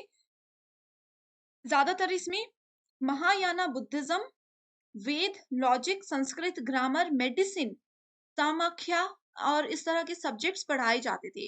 एंड स्टूडेंट्स, आप लोगों ने एक नाम जरूर सुना होगा जो कि है बख्तियार, बख्तियार खिलजी। आपने ये नाम सुना होगा। बख्तियार खिलजी ने इस नालंदा यूनिवर्सिटी को डिस्ट्रॉय कर दिया था, क्योंकि ये बहुत ही ज्यादा फेमस यूनिवर्सिटी थी। Next university we have Udantapuri university, so ये भी बिहार में है, उदंतपुरी में है। सो इस यूनिवर्सिटी में बेसिकली बुद्धिज्म, वैदिक चीजें, ये सब चीजें पढ़ाई जाती थी। सबसे फेमस लोगों की अगर हम बात करें जो इस यूनिवर्सिटी से पढ़े हुए हैं, वो है आचार्य श्री गंगा। ठीक है, विक्रमशिला से वो भी वो पढ़े हुए हैं, एंड यहाँ से भी वो पढ़े हुए हैं। Next we have Vikramshila university, that is one of the most important university for your examination. So Vikramshila University and Nalanda University are two most important centers of learning in India during Pala Empire. So ये university पाला empire के दौरान running state में थी, नालंदा और विक्रमशिला दोनों ही। ठीक है, ये पाला एम्पीरियर धर्मपाला के द्वारा बनाई गई थी, एंड इसमें जो है लॉजिक, फिलॉसफी, व्याकरण जिसको कि ग्रामर बोला जाता है, ठीक है, इस तरह के सारे सब्जेक्ट, शास्त्र वगैरह, ये सब सब्जेक्ट इसमें हमेशा से पढ़ाए जाते थे। नेक्स्ट क्वेश्चन देख सकते हो स्टूडेंट्स, ये क्वेश्चन जो है यूजीसी नेट एग्जामिनेशन में मोस्ट एक्सपेक्टेड क्वेश्चन है, जरूर जरूर पूछा जाएगा। ठीक है, सो ये है, the founder of Vikramshila university was what. अभी मैंने आप लोगों को इसका आंसर बताया, धर्मपाला। ठीक है, पाला भी आ सकता है एग्जाम में, धर्मपाल भी आ सकता है, तो आप इसको ध्यान से देख लीजिएगा। नेक्स्ट है types of knowledge in Jainism. So Jain धर्म की अगर बात करें, तो इसमें नॉलेज के टाइप्स होते हैं मति जनना, श्रुत जनना, अवधि जनना, मना पर्याय जनना एंड केवल जनना। बहुत ही सिंपल सी वन लाइनर मैंने यहाँ पे आप लोगों को स्टेटमेंट्स दी हैं, जो कि आप लोग पढ़ सकते हो, एग्जाम में आपको मदद करेगी। नेक्स्ट इंपॉर्टेंट टॉपिक आ जाता है हायर एजुकेशन बिफोर इंडिपेंडेंस। आजादी से पूर्व उच्च शिक्षा में कौन कौन से एक्ट्स बनाए गए थे, ये एग्जाम में आते हैं, तो इसकी बेसिक सी इंफॉर्मेशन मैं आपको दूंगी। आपको नाम याद रखना है, जैसे कि चार्टर एक्ट 1813 में बना था, तो ये ईयर एग्जाम में पूछा जा सकता है, या फिर ऐसा पूछा जा सकता है डायरेक्टली कि 1813 में हायर एजुकेशन बिफोर इंडिपेंडेंस कौन सा एक्ट बनाया गया था। तो आपका आंसर होना चाहिए चार्टर एक्ट। सो सभी के ईयर आपको याद रखने हैं।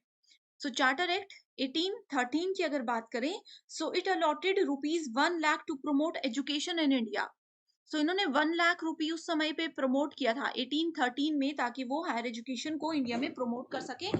जितने भी क्रिश्चियन मिशनरीज थे, उन्होंने इंग्लिश और क्रिश्चियंस की जो अलग से और भी लैंग्वेजेस होती हैं, उन सभी को इसमें अलाउ कर दिया था। ठीक है, एंड बेसिकली साइंटिफिक जो आपकी एजुकेशन है, उस चीज पर इसमें फोकस किया गया था कि साइंस को हम लोग बढ़ावा दें। Establishment of Hindu college in Calcutta which letter became presidency college in 1855 and presidency university 2010। सो ये जो मैंने आपको बताया कि 2010 में जो प्रेसिडेंसी यूनिवर्सिटी है, एंड 1855 में जिसको प्रेसिडेंसी कॉलेज के नाम से जाना जाता था, हिंदू कॉलेज था वो कैलकाटा का पहले, वो इस एक्ट के अंदर बनाया गया था। ठीक है, गवर्नमेंट ने इसमें 3 सेटअप और किए थे। इसमें था एक Sanskrit college of Calcutta, Delhi and Agra, ये तीनों ही इस एक्ट के अंदर बनाए गए थे।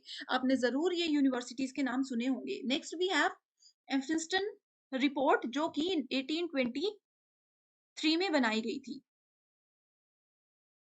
ठीक है, सो इसी से रिलेटेड, इसी के नाम पर एक यूनिवर्सिटी, एक इंस्टीट्यूशन बनाया गया था बॉम्बे में, जो कि 1834 में एस्टैब्लिश किया गया था। तो जितने भी स्कूल्स हैं, उनके सुपरवाइजर, ट्रेनिंग, टीचर्स को ट्रेनिंग देना, एग्जामिनेशन ऑफिसर्स को उस बॉम्बे पर्टिकुलर डिस्ट्रिक्ट में अपॉइंट करना, ये सारे इस रिपोर्ट के अंदर कंसिडर किए गए थे। Next we have Macaulay Macaulay's minute, जो कि 1835 में बनाया गया था। It mark the introduction of English education in Indian education system. So 1835 में इंग्लिश को मेजर फोकस रखते हुए यहाँ पे ऐड किया गया था। Next we have Wood's dispatch 1854, Magna Carta, इसको Magna Carta of English education of India के नाम से भी जाना जाता है। Next we have Hunter commission 1882 से 1883 के बीच में। प्राइमरी एंड हायर एजुकेशन को इसमें इंडिया में इंट्रोड्यूस करवाया गया था। University commission 1902। ठीक है, and next we have national council of education 1906, resolution of educational policy 1913, Sadler commission very important, Hartog commission very important, Sargent report. ये जितने भी कमीशंस हैं, रिपोर्ट्स हैं, अगर स्टूडेंट्स आप चाहते हो कि इस पे एक सेपरेट वीडियो मैं लेकर के आऊं, तो आप मुझे कमेंट जरूर कीजिए, क्योंकि ये पर्टिकुलर स्लाइड से एग्जाम में जरूर क्वेश्चन आते हैं। अगर आप चाहते हो कि सिर्फ़ और सिर्फ़ इसी टॉपिक पर मैं एक सेपरेट 1 आवर का सेशन लाऊँ, तो जल्दी मुझे कमेंट कर दीजिएगा। नेक्स्ट अगर हम बात करें यूनिवर्सिटीज़ की कैरेक्टराइज़ेशन की, सो इसमें आ जाती है हमारे पास central, state, private, deemed to be university. So last analysis के through total number of universities थे 882 एंड उसको इस तरह से कैरेक्टराइज़ किया गया था। करेक्ट? सो यहाँ पे अगर हम आगे बात करते हैं यूजीसी के बारे में। सो यूजीसी क्या है? यूजीसी का नाम एग्जिस्टेंस में कब आया था? ये आया था 28 दिसंबर 1953 में। ठीक है? And India government of India के अकॉर्डिंग इसको एक स्टैट्यूटरी बॉडी कब बनाया गया था? 1956 में बना दिया गया था। एज पर यूजीसी एक्ट, जिसको कि सेक्शन 12 भी बोला जाता है, यूजीसी का मेन फंक्शन है यूनिवर्सिटीज के स्टैंडर्ड को मेंटेन करना, कोऑर्डिनेट करना एंड डिटरमाइन करना।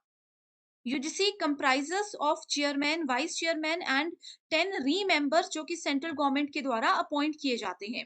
एंड इसके बहुत सारे हेड ऑफिसेस हैं, सॉरी इसका हेड ऑफिस न्यू दिल्ली में है and regional offices Bangalore, Bhopal, Guwahati, Hyderabad, Kolkata, Pune and new Delhi में है। तो ये कुछ बेसिक चीजें हैं जो कि आपको याद रखनी है।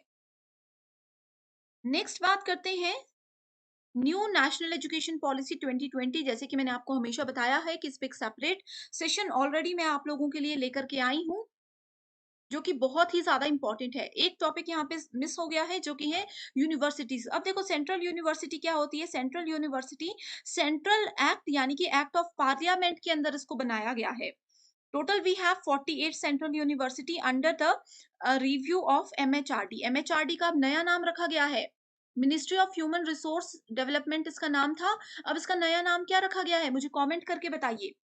President of India is the visitor of all central university. Exam के लिए बहुत इंपॉर्टेंट है।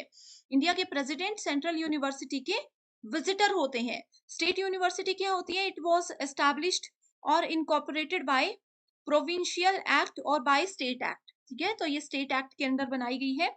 According to this list we have total 392 state universities now. Private universities क्या होती हैं? ये स्पॉन्सरिंग बॉडी है जो कि सोसाइटीज रजिस्ट्रेशन एक्ट 1860 के अंदर इसको रखा जाता है। टोटल 317 यूनिवर्सिटीज है यूजीसी के लिस्ट के द्वारा। ठीक है, ये बताया गया है। नेक्स्ट आ जाता है deem to be university. High performing institutions होते हैं जो कि सेंट्रल गवर्नमेंट के अंदर आते हैं। किस एक्ट के अंदर आते हैं? ये आते हैं यूजीसी एक्ट 1956 के सेक्शन 3 के अंदर। तो एग्जाम के लिए ये बहुत इंपॉर्टेंट है। तो डीम टू बी यूनिवर्सिटीज क्या करती हैं? इनके अपने सिलेबस होते हैं, अपनी एकेडमिक डिग्रीज होती हैं, अपने अकॉर्डिंग ही ये करिकुलम सब कुछ चीजों को सेटअप यहाँ पे करते हैं। तो कम्युनिकेशन, जिसको कि हिंदी में संचार बोला जाता है, इसका मतलब होता है एक्सचेंज ऑफ आइडियाज। अब मेरा नाम है अंकिता, मैं आप लोगों की कौन हूँ? मैं आप लोगों की टीचर हूँ। आप एबीसी नाम के कोई भी मेरे स्टूडेंट्स हो। ठीक है, सो मैं अपने आइडियाज, अपनी इंफॉर्मेशन, अपना नॉलेज अगर आप लोगों के साथ शेयर कर रही हूँ, तो उस चीज को बोला जाता है कम्युनिकेशन।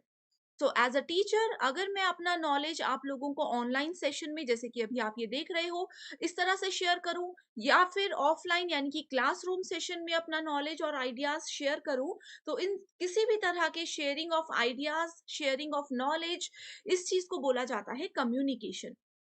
कम्युनिकेशन वर्बल और नॉन वर्बल हो सकती है, यानी कि मौखिक और गैर मौखिक हो सकती है।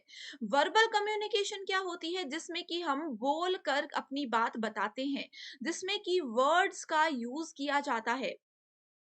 जैसे कि अगर क्लास में मैं किसी स्टूडेंट को बोलूं सिट डाउन, मैंने जैसे अभी बोला सिट डाउन, तो ये क्या है? ये वर्बल कम्युनिकेशन है कि मैंने आप लोगों को मुंह से वर्ड्स की मदद से कुछ कहा है। दूसरा आता है नॉन वर्बल, जिसको कि गैर मौखिक बोला जाता है। नॉन वर्बल में हम लोग वर्ड्स का प्रयोग नहीं करते, इसमें हम यूज करते हैं सिंबल्स का, इसमें हम यूज करते हैं साइंस का, यानी कि इशारों का। अब जैसे किसी स्टूडेंट को बैठने के लिए मुझे कहना है, तो मैं हाथ से इशारा कर सकती हूँ सिट डाउन के लिए। मुंह से मैंने कुछ भी नहीं बोला, that is taken under the category of non verbal communication. Next we have it involve sender, message, medium, channel, receiver, response and feedback. तो कभी भी कम्युनिकेशन अगर करना है तो उसके लिए इन सब चीजों की जरूरत होती है। इन सब को हम डिटेल में आगे डिस्कस अभी करने वाले हैं। इसी के साथ अब बढ़ते हैं अपने अगले टॉपिक की ओर, जो कि है कैरेक्टरिस्टिक्स ऑफ कम्युनिकेशन, यानी कि संचार के लक्षण क्या-क्या होते हैं। संचार में सबसे इंपॉर्टेंट पार्ट होता है एक्सचेंज ऑफ आइडियाज, यानी कि विचारों का आदान-प्रदान इसमें होता है। अब 2 लोग बातचीत कर रहे हैं। अब देखो स्टूडेंट्स, ए और बी बात कर रहे हैं, वो कोई भी बात हो सकती है। हो सकता है कि ए ने बी को कोई स्टोरी सुना दी। हो सकता है ए ने बी को यूजीसी नेट पेपर 1 के बारे में बता दिया। हो सकता है ए ने बी को ग्लोबल ऑनलाइन चैनल के बारे में बता दिया। ठीक है, कोई भी रीजन हो सकता है, कुछ भी चीज हो सकती है। एक्सचेंज ऑफ आइडियाज हो सकते हैं, कोई भी ये बात बता रहे हैं या आज उनके साथ सुबह क्या हुआ ये कोई स्टोरी सुना रहे हैं। तो इस सब चीजों को कम्युनिकेशन के अंदर रखा जाता है। कम्युनिकेशन को सक्सेसफुल कब माना जाता है? जब वो टू वे कम्युनिकेशन होती है। अब देखो, जैसे कि ए ने बी को बता दिया, मान लीजिए ए ने बी को बोल दिया कि हाँ, मैं यूजीसी नेट की तैयारी ग्लोबल ऑनलाइन यूट्यूब चैनल से करता हूँ, और बी ने उसका रिस्पॉन्स ही नहीं दिया। बी ने ए की बात को इग्नोर कर दिया, तो वो एक अच्छा कम्युनिकेशन नहीं माना जाएगा। एक टू वे कम्युनिकेशन कब होगा? जब एक पर्सन कोई नॉलेज शेयर करता है एंड दूसरा पर्सन उसके रिस्पॉन्स में कुछ बोलता है। जैसे मान लीजिए ए ने बोला कि मैं ग्लोबल ऑनलाइन से पेपर 1 की प्रिपरेशन करता हूँ, एंड वहीं बी ने भी बोल दिया कि हाँ, मैंने भी ग्लोबल ऑनलाइन का कोर्स खरीदा हुआ है और मेरा एग्जाम क्वालिफाई हो गया था। इस तरह से क्या हो गया? एक सक्सेसफुल कम्युनिकेशन ही हो गया। Correct. Next is continuous process. Communication, संचार क्या है? कॉन्टिन्यूअस प्रोसेस है जो कभी भी नहीं रुकता। ए ने बी को कुछ बात बता दी, बी ने सी को कुछ बात बता दी, या फिर सी ने फिर बी को कुछ बात बता दी। इस तरह से कम्युनिकेशन कंटिन्यू होता ही रहता है। नेक्स्ट है कोऑपरेटिव, यानी कि सहयोगी। कम्युनिकेशन का इफेक्टिव तभी माना जाता है जब उसमें जितने भी लोग इन्वॉल्व हैं वो एक दूसरे को कोऑपरेट करें। अब देखो, जैसे स्टूडेंट्स, मैं अपने सेशंस में, आपको पता होगा कि हर बार मैं बहुत सारे होमवर्क क्वेश्चंस आप लोगों को देती हूँ, है ना? मैं तो यहाँ से बोल देती हूँ कि स्टूडेंट्स, ये होमवर्क क्वेश्चन है, इसका आंसर मुझे कमेंट करके बताइए। अगर आप लोग उसका रिप्लाई मुझे कमेंट करके देते हो, तो वो क्या हो गया? वो एक टू वे कम्युनिकेशन हो गया कि आप लोग मेरी बात सुन रहे हो, आप लोग मेरे साथ कोऑपरेट कर रहे हो, मेरा सहयोग दे रहे हो। अब जैसे मैं आपको बोल रही हूँ कि अगर स्टूडेंट्स, आपको ये सेशन पसंद आ रहा है एंड आप चाहते हैं कि इसी तरह के सेशंस को मैं कंटिन्यू रखूं, तो आप मुझे कमेंट करके ऑल द बेस्ट या कुछ भी कमेंट कर सकते हो। तो ये क्या है? ये सहयोगी कम्युनिकेशन होता है कि आप लोग मेरा सहयोग दे रहे हो, मुझे मदद कर रहे हो ये जानने में कि मेरे सेशंस एक्चुअल में इफेक्टिव हैं, एक्चुअल में आप लोगों को पसंद आ रहे हैं या नहीं आ रहे हैं। नेक्स्ट है क्लियर और कंसाइज, स्पष्ट और संक्षिप्त, यानी कि जो बात है उस बात को बिल्कुल क्लियरली उसका मतलब बताना। आपने देखा होगा बातचीत करते समय कई बार क्या होता है, मैं किसी और तरीके से आपको कुछ बात बता रही हूँ, आप उसका कुछ और ही मीनिंग निकाल लोगे। फॉर एग्जाम्पल, अगर मैं आपको बोल रही हूँ कि आज आप बहुत अच्छे लग रहे हो, इसका मतलब क्या है कि मैं आपकी तारीफ कर रही हूँ। लेकिन हो सकता है कि आप इसको ये समझो कि अच्छा, मैं आज ही अच्छा लग रहा हूँ, रोज शायद मैं अच्छा नहीं लगता। इस तरह से आप बात का अलग मीनिंग निकाल सकते हो।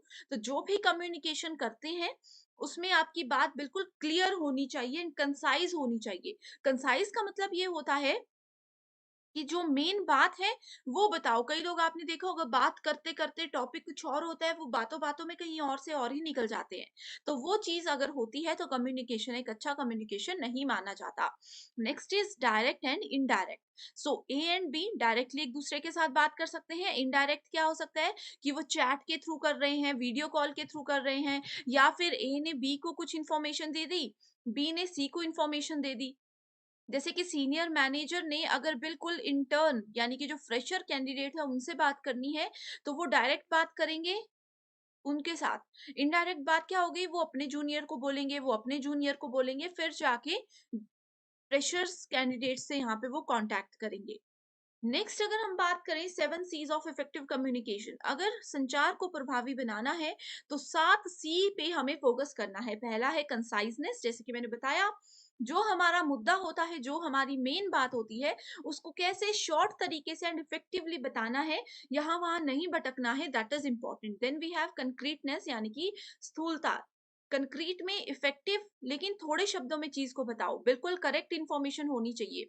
कंसिडरेशन, यानी कि सोच विचार करके आपको कोई बात बतानी है। कई बार होता है, हम किसी को कोई बात बता देते हैं, उसके बाद हमें लगता है कि अरे बाप रे, ये बात तो नहीं बतानी चाहिए थी। तो वो कंसिडरेशन होना बहुत जरूरी है। क्लैरिटी कि मैं क्या बता रहा हूँ, मैं किसको बता रहा हूँ, मेरे बताने के पीछे क्या रीज़न है, everything should be clear to sender as well as receiver. Courtesy यानी कि शिष्टाचार उसमें होना चाहिए। देन वी हैव कंप्लीटनेस कि जो भी मैसेज आप दे रहे हो वो कंप्लीट होना चाहिए, वो इंफॉर्मेटिव होना चाहिए। ऐसा नहीं है कि आधी बात बता दी, आधी बात छोड़ दी। करेक्ट? सो ये 7 सीज़ बहुत इंपॉर्टेंट है। नेक्स्ट इज एग्जाम में देखो स्टूडेंट्स, ये नाम याद रख लेना। एग्जाम में क्वेश्चन आता है कि जैसे आपके पास 4 ऑप्शन दिए हैं, आपको पूछा जाएगा कि इनमें से कौन सा एक इफेक्टिव कम्युनिकेशन का सी नहीं है। तो हो सकता है करेक्टनेस की जगह इसमें कुछ और ऑप्शन दिया हो, तो आपको इसको अच्छे से समझ लेना है। नेक्स्ट है प्रोसेस ऑफ कम्युनिकेशन। कम्युनिकेशन बातचीत करने के लिए किसकी जरूरत है? सेंडर की। अब सेंडर कौन है? ए है। चलो अंकिता रख लेते हैं। ठीक है, सेंडर कौन है? अंकिता है। मैं आप लोगों को कोई बात बताने वाली हूँ, मैं आप लोगों को यूजीसी नेट पेपर 1 के बारे में अभी बताने वाली हूँ। ठीक है, तो सेंडर भी हो गया, मैसेज भी हो गया। मैसेज क्या है? यूजीसी नेट पेपर 1 की बात जो मैंने आपको बतानी है। एनकोडिंग क्या हो गया? अब एनकोडिंग का मतलब ये है कि मैं किस लैंग्वेज में आपको बताऊं, हिंदी में बताऊं, इंग्लिश में बताऊं, मराठी में बताऊं, या जिस भी लैंग्वेज में मैं बोल सकती हूँ, मेरी जो रीजनल लैंग्वेज है उसमें बताऊं, तो वो एनकोडिंग हो गया। मीडिया मतलब मैं किस तरह से बता रही हूँ, मैं आपको सामने बैठकर बता रही हूँ, मोबाइल के थ्रू बता रही हूँ, यूट्यूब के थ्रू बता रही हूँ, वीडियो कॉल पे बता रही हूँ, या फिर चैट पे मैसेज लिखकर बता रही हूँ, वो मीडिया क्या है? मीडिया या फिर उसको मीडियम भी बोल सकते हैं। ठीक है, कि किस तरीके से मैं बात बता रही हूँ। रिसीवर कौन है? अब मैंने तो देखो मैसेज भी डिसाइड कर दिया, कैसे मैसेज आप तक पहुंचाना है ये भी डिसाइड कर दिया, लैंग्वेज भी डिसाइड कर दी। अब सबसे जरूरी चीज कौन है? रिसीवर। रिसीवर कौन है? मेरे स्टूडेंट्स हैं। आप सभी रिसीवर्स हो। अगर आप लोग नहीं हो तो ये मेरा मैसेज, लैंग्वेज, ये सब बेकार है। उसके बाद आ गया डिकोडिंग। डिकोडिंग क्या है? अब देखो मैंने मान लीजिए, जैसे मैं आपको पढ़ा रही हूँ इंग्लिश एंड हिंदी दोनों लैंग्वेजेस में, डिकोडिंग में बहुत से स्टूडेंट्स ऐसे होंगे जो कि इस चीज को प्योर हिंदी में ही कंसिडर करते हैं, जो कि इसको प्योर इंग्लिश में ही कंसिडर करते हैं, अपनी लैंग्वेज के कन्वर्जन के अकॉर्डिंग वो इसको यहाँ पे काम यूज करते हैं। देन वी हैव फीडबैक, जो कि बहुत इंपॉर्टेंट होता है कम्युनिकेशन में, लेकिन मेरे स्टूडेंट्स कभी भी फीडबैक मुझे नहीं देते। फीडबैक क्या होगा? ये पूरा प्रोसेस हमने कर दिया। फीडबैक होगा जब आप मुझे कमेंट करोगे कि यस मैम ये सेशन अच्छा था, या फिर आपको किसी टॉपिक पर चाहते हो कि मैं आपके लिए एक सेशन लेकर आऊं, वो टॉपिक का नाम लिख सकते हो, या फिर आप फीडबैक में ये देख सकते हो कि ये टॉपिक आपको अच्छे से समझ आ गया, इस सीरीज को मैं कंटिन्यू रखूं। ठीक है, कुछ भी मेरे सेशन से रिलेटेड, मेरी कम्युनिकेशन से रिलेटेड किसी भी चीज को लेकर के आप अगर कमेंट करते हो, तो उस चीज को यहाँ पे फीडबैक माना जाएगा, जो कि एक प्रोसेस का, एक कम्युनिकेशन का प्रोसेस है। राइट? सो आई होप यहाँ से, इस तरह से एग्जाम्पल से आप लोग अच्छे से हर एक कॉन्सेप्ट को समझ गए हो। कोई डाउट है तो भी बता सकते हो कमेंट करके। Next we have barriers in effective communication. So प्रभावी संचार में बाधाएं कौन कौन सी होती है? अंकिता मैम, फिर से सेम एग्जांपल मैं ले रही हूँ। अंकिता मैम ने अपने यूजीसी नेट पेपर 1 स्टूडेंट्स को बहुत इंपॉर्टेंट इंफॉर्मेशन बतानी थी, लेकिन बीच में क्या हो गया? बैरियर्स आ गए। बैरियर्स पहले हो सकते हैं organisational barriers, physical barrier, psychological barrier, language, cultural, attitudinal. ठीक है, ऑर्गेनाइजेशनल बैरियर्स को बाद में देखते हैं, पहले मैं आप लोगों को लैंग्वेज बैरियर बताती हूँ, जो कि बहुत इजीएस्ट है। ठीक है, लैंग्वेज बैरियर कैसा हो गया? जैसे कि देखो मैं आपको इंग्लिश एंड हिंदी दोनों लैंग्वेजेस में पढ़ाती हूँ। बहुत से स्टूडेंट्स ये कमेंट करते हैं कि मैम प्योर इंग्लिश में ही आप रिवाइज किया करो, बोला भी इंग्लिश में करो, या कई बोलते हैं कि इंग्लिश में नहीं मैम, प्योर हिंदी में हमें चाहिए। ठीक है, तो ये क्या है? ये लैंग्वेज बैरियर है। कई लोगों को हिंदी इंग्लिश समझ ही नहीं आती, वो मुझे कहते हैं कि मैम मराठी में आप पेपर 1 पढ़ाइए। तो ये क्या है? लैंग्वेज बैरियर है, कि सेंडर किसी लैंग्वेज में बोल रहे हैं एंड रिसीवर जो है उस लैंग्वेज को समझ ही नहीं पा रहे। तो ये एक बीच में बाधा आ गई, कि जो मैं बताना चाहती थी, जो मैं पढ़ाना चाहती थी, वो मैं अच्छे से आपके तक बात नहीं पहुंचा पा रही हूँ, या फिर मैंने बात वो अच्छे से पहुंचा दी, आप उसको नहीं समझ पा रहे हो। ठीक है, फिजिकल बैरियर की अगर हम बात करें, इसके बाद फिजिकल बैरियर होता है कि मान लीजिए मैं हूँ किसी पर्टिकुलर सिटी में, मान लीजिए कि मैं पंजाब में हूँ। ठीक है, आप लोग हो उड़ीसा में। करेक्ट? सो ये क्या है? ये एक फिजिकल बैरियर आ गया, बहुत दूर आप लोग हो, डायरेक्टली मैं आप लोगों के साथ यहाँ से बात नहीं कर पाऊंगी, तो ये फिजिकल बैरियर है। ऑर्गेनाइजेशनल बैरियर होता है कि ऑर्गेनाइजेशन हमारी ऑर्गेनाइज्ड अगर हम तरीके से बात करते हैं या नहीं करते हैं। साइकोलॉजिकल आ गया किसी का मेंटल लेवल। अब यूजीसी नेट पेपर 1 मैं आप लोगों को पढ़ा रही हूँ, आप लोग उसको समझ रहे हो क्योंकि आप उस लेवल के स्टूडेंट्स हो। अब किसी फर्स्ट क्लास के बच्चे को अगर मैं यूजीसी नेट पेपर 1 की तैयारी करवाऊँ तो वो इफेक्टिव होगा? वो नहीं होगा। सो साइकोलॉजिकल बैरियर यही होता है कि हमें देखना चाहिए कि किस लेवल पर हमें किस पर्सन के साथ कैसे कम्युनिकेट करना है। Next we have cultural barrier. दो लोगों का अगर कल्चर, दो लोगों की अगर संस्कृति ही अलग है तो वो एक दूसरे की भाषा ही नहीं समझ पाएंगे, वो एक दूसरे के एग्जाम्पल्स, एक दूसरे की भावनाएं ही नहीं समझ पाएंगे। Correct this. Then we have attitudinal barrier. दो लोगों के बीच में सेम एक लेवल होना चाहिए, एक सेम व्यवहार होना चाहिए, इस चीज का भी फर्क पड़ता है। आपने देखा होगा कि ऑपोजिट नेचर वाले लोग बहुत कम हो पाता है कि आपस में अच्छे से बातचीत कर सके। एक ए है जो कि बिल्कुल कूल एंड काम पर्सनालिटी का पर्सन है, एंड बी है जो कि एकदम गुस्से वाला पर्सन है। तो इस तरह के डिफरेंट एटीट्यूड वाले लोग जनरली अच्छे से कम्युनिकेट नहीं कर पाते, तो ये भी एक बैरियर ही होता है। नेक्स्ट आता है हमारे पास डिफरेंट टाइप्स ऑफ कम्युनिकेशन, जिसमें verbal and non verbal are most important. Verbal जैसे कि मैंने बताया, शब्दों का प्रयोग जिसमें किया जाता है। अब ए और बी यहाँ पे देखो, इन्होंने भी कुछ बोला, इन्होंने भी कुछ बोला। वर्बल। नॉन वर्बल, इन्होंने हैंडशेक करके ही बोल दिया ओके डील डन हो गई यहाँ पे। ठीक है, यहाँ पे सिर्फ हैंडशेक किया, स्माइल किया, वो समझ गई कि डील डन है। यहाँ पे इन्होंने बोल दिया ओके, इस तरह से। Next we have four types, जिसमें कि पहला आता है, हम यहाँ से शुरू करेंगे, interpersonal, intrapersonal, mass and group communication. Interpersonal होता है जब एक पर्सन किसी दूसरे पर्सन से बात करता है, इसमें एक से ज्यादा लोग इंक्लूड नहीं होते हैं। ठीक है। इंट्रापर्सनल होता है जब एक पर्सन अपने आप से ही बात करता है। अब ये मत बोलना कि एक पर्सन अपने आप से बात कर रहा है तो वो पागल है, ऐसा नहीं है। अब देखो, हम लोग मन में सोच रहे हैं, कई बार होता है ना, मन में हम कुछ सोचते हैं, या फिर हम जैसे बैठे हुए हैं अपने आप से गाने गा रहे हैं, या कई बार हम बैठे हैं अपने आप से रिवीजन कर रहे हैं कि आज हमने क्या पढ़ा। ये सारी चीजें क्या होती है, ये शीशे के आगे खड़े होकर हम कुछ डायलॉग्स बोल रहे हैं, कुछ भी कर रहे हैं। इंट्रापर्सनल यानी कि एक पर्सन अपने आप से बात कर रहा है, आप इसको ऐसे एग्जाम्पल रखो। ठीक है। अब देखो, स्पेलिंग से याद रख लो, ये है आई, इसको देखो इंटर। इंटर यानी कि एक और दो। ठीक है। इंट्रा, अपने आप से। देखो, इसमें ए आ गया, ए फॉर अपने आप से, ऐसे आप याद रख सकते हो। ठीक है। आई होप ये ट्रिक आपको याद रहेगी। अगर पसंद आई है, ऐसे ही छोटी छोटी सी ट्रिक्स चाहते हो तो कमेंट जरूर कीजिएगा। एक सेपरेट सेशन लाऊंगी जिसमें सिर्फ ऐसी ही ट्रिक्स पे हम फोकस करेंगे। Then we have group communication, जिसमें जैसे कि मीटिंग है, ग्रुप में ये बहुत सारे लोग हैं, सबको पूरा अधिकार है बोलने का, सब अपने आइडियाज शेयर कर सकते हैं, नॉलेज शेयर कर सकते हैं। मास कम्युनिकेशन क्या होता है, इस तरह के कम्युनिकेशन में एक इंसान बोलता है एंड बहुत से लोग सुनते हैं। जैसे कि आपने मोदी जी का भाषण सुना होगा, वो सिर्फ स्टेज पे रह करके बोलते हैं और पूरी दुनिया सुनती है। कुछ लोग न्यूज़ चैनल पे सुनते हैं, कुछ लोग लाइव सुन रहे होते हैं, ठीक है? कुछ लोग अपने मोबाइल फ़ोन्स में सुनते हैं, तो ये क्या है? मास कम्युनिकेशन है। अब देखो स्टूडेंट्स, जैसे कि ये वाला हमारा सेशन चल रहा है, ये भी क्या है? कम्युनिकेशन है। तो इन चारों में से कौन से टाइप की कम्युनिकेशन इस समय हमारे इस सेशन में चल रही है, ये मुझे कमेंट करके बताइए। मैं आपको वहीं पे बताऊँगी कि आपका आंसर सही है या गलत है। Next we have horizontal, vertical and diagonal. ठीक है। सो सबसे पहला ये वाला जो कम्युनिकेशन है, ये है वर्टिकल कम्युनिकेशन।